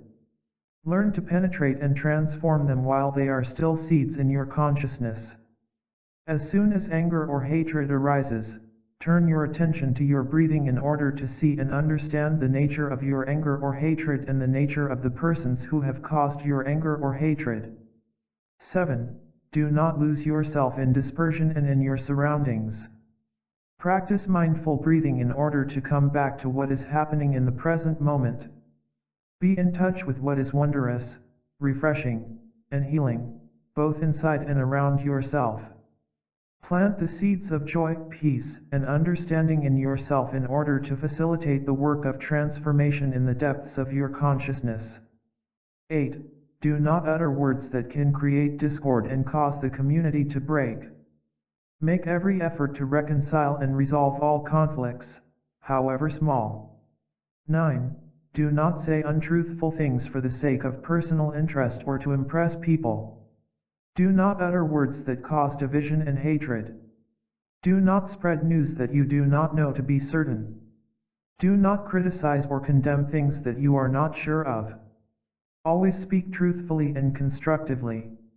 Have the courage to speak out about situations of injustice, even when doing so may threaten your own safety. 10. Do not use the religious community for personal gain or profit, or transform your community into a political party. A religious community should, however, take a clear stand against oppression and injustice, and should strive to change the situation without engaging in partisan conflicts. 11. do not live with a vocation that is harmful to humans and nature. Do not invest in companies that deprive others of their chance to live. Select a vocation that helps realize your ideal of compassion. 12. Do not kill. Do not let others kill. Find whatever means possible to protect life and prevent war. 13. Possess nothing that should belong to others. Respect the property of others but prevent others from enriching themselves from human suffering or the suffering of other beings. 14. Do not mistreat your body. Learn to handle it with respect. Do not look on your body as only an instrument. Preserve vital energies for the realization of the way. Sexual expression should not happen without love and commitment. In sexual relationships, be aware of future suffering that may be caused. To preserve the happiness of others, respect the rights and commitments of others. Be fully aware of the responsibility of bringing new lives into the world. Meditate on the world into which you are bringing new beings. The river. Once upon a time there was a beautiful river finding her way among the hills, forests, and meadows. She began by being a joyful stream of water, a spring always dancing and singing as she ran down from the top of the mountain. She was very young at the time, and as she came to the lowland she slowed down. She was thinking about going to the ocean. As she grew up, she learned to look beautiful, winding gracefully among the hills and meadows. One day she noticed the clouds within herself. Clouds of all sorts of colors and forms. She did nothing during these days but chase after clouds. She wanted to possess a cloud, to have one for herself. But clouds float and travel in the sky, and they are always changing their form. Sometimes they look like an overcoat, sometimes like a horse. Because of the nature of impermanence within the clouds, the river suffered very much. Her pleasure, her joy had become just chasing after clouds, one after another, but despair, anger, and hatred became her life. Then one day a strong wind came and blew away all the clouds in the sky. The sky became completely empty. Our river thought that life was not worth living, for there were no longer any clouds to chase after. She wanted to die. If there are no clouds, why should I be alive? But how can a river take her own life? That night the river had the opportunity to go back to herself for the first time. She had been running for so long after something outside of herself that she had never seen herself. That night was the first opportunity for her to hear her own crying, the sounds of water crashing against the banks of the river. Because she was able to listen to her own voice, she discovered something quite important. She realized that what she had been looking for was already in herself. She found out that clouds are nothing but water. Clouds are born from water and will return to water. And she found out that she herself is also water. The next morning when the sun was in the sky, she discovered something beautiful. She saw the blue sky for the first time. She had never noticed it before. She had only been interested in clouds, and she had missed seeing the sky, which is the home of all the clouds. Clouds are impermanent, but the sky is stable. She realized that the immense sky had been within her heart since the very beginning. This great insight brought her peace and happiness. As she saw the vast wonderful blue sky, she knew that her peace and stability would never be lost again. That afternoon the clouds returned, but this time she did not want to possess any of them. She could see the beauty of each cloud, and she was able to welcome all of them. When a cloud came by, she would greet him or her with loving kindness. When that cloud wanted to go away, she would wave to him or her happily and with loving kindness. She realized that all clouds are her. She didn't have to choose between the clouds and herself. Peace and harmony existed between her and the clouds. That evening something wonderful happened. When she opened her heart completely to the evening sky, she received the image of the full moon, beautiful, round, like a jewel within herself. She had never imagined that she could receive such a beautiful image. There is a very beautiful poem in Chinese, "The fresh and beautiful moon is traveling in the utmost empty sky." When the mind rivers of living beings are free, that image of the beautiful moon will reflect in each of us. This was the mind of the river at that moment. She received the image of that beautiful moon within her heart, and water, clouds, and moon took each other's hands and practiced walking meditation slowly, slowly to the ocean. There is nothing to chase after. We can go back to ourselves, enjoy our breathing, our smiling, ourselves, and our beautiful environment. Entering the 21st century. The word policy is very much in use these days. There seems to be a policy for just about everything. I have heard that the so-called developed nations are contemplating a garbage policy to send their trash on huge barges to the third world. I think that we need a policy for dealing with our suffering. We do not want to condone it, but we need to find a way to make use of our suffering, for our good and for the good of others. There has been so much suffering in the 20th century, 2 world wars, concentration camps in Europe, the killing fields of Cambodia, refugees from Vietnam, Central America, and elsewhere fleeing their countries with no place to land. We need to articulate a policy for these kinds of garbage also. We need to use the suffering of the 20th century as compost, so that together we can create flowers for the 21st century. When we see photographs and programs about the atrocities of the Nazis, the gas chambers and the camps, we feel afraid. We may say, "I didn't do it, they did it." But if we had been there, we may have done the same thing, or we may have been too cowardly to stop it, as was the case for so many. We have to put all these things into our compost pile to fertilize the ground. In Germany today, the young people have a kind of complex that they are somehow responsible for the suffering. It is important that these young people and the generation responsible for the war begin anew, and together create a path of mindfulness so that our children in the next century can avoid repeating the same mistakes. The flower of tolerance to see and appreciate cultural diversity is one flower we can cultivate for the children of the 21st century. Another flower is the truth of suffering. There has been so much unnecessary suffering in our century. If we are willing to work together and learn together, we can all benefit from the mistakes of our time, and, seeing with the eyes of compassion and understanding, we can offer the next century a beautiful garden and a clear path. Take the hand of your child and invite her to go out and sit with you on the grass. The two of you may want to contemplate the green grass, the little flowers that grow among the grasses, and the sky. Breathing and smiling together, that is peace education. If we know how to appreciate these beautiful things, we will not have to search for anything else. Peace is available in every moment, in every breath, in every step. I have enjoyed our journey together. I hope you have enjoyed it too. We shall see each other again.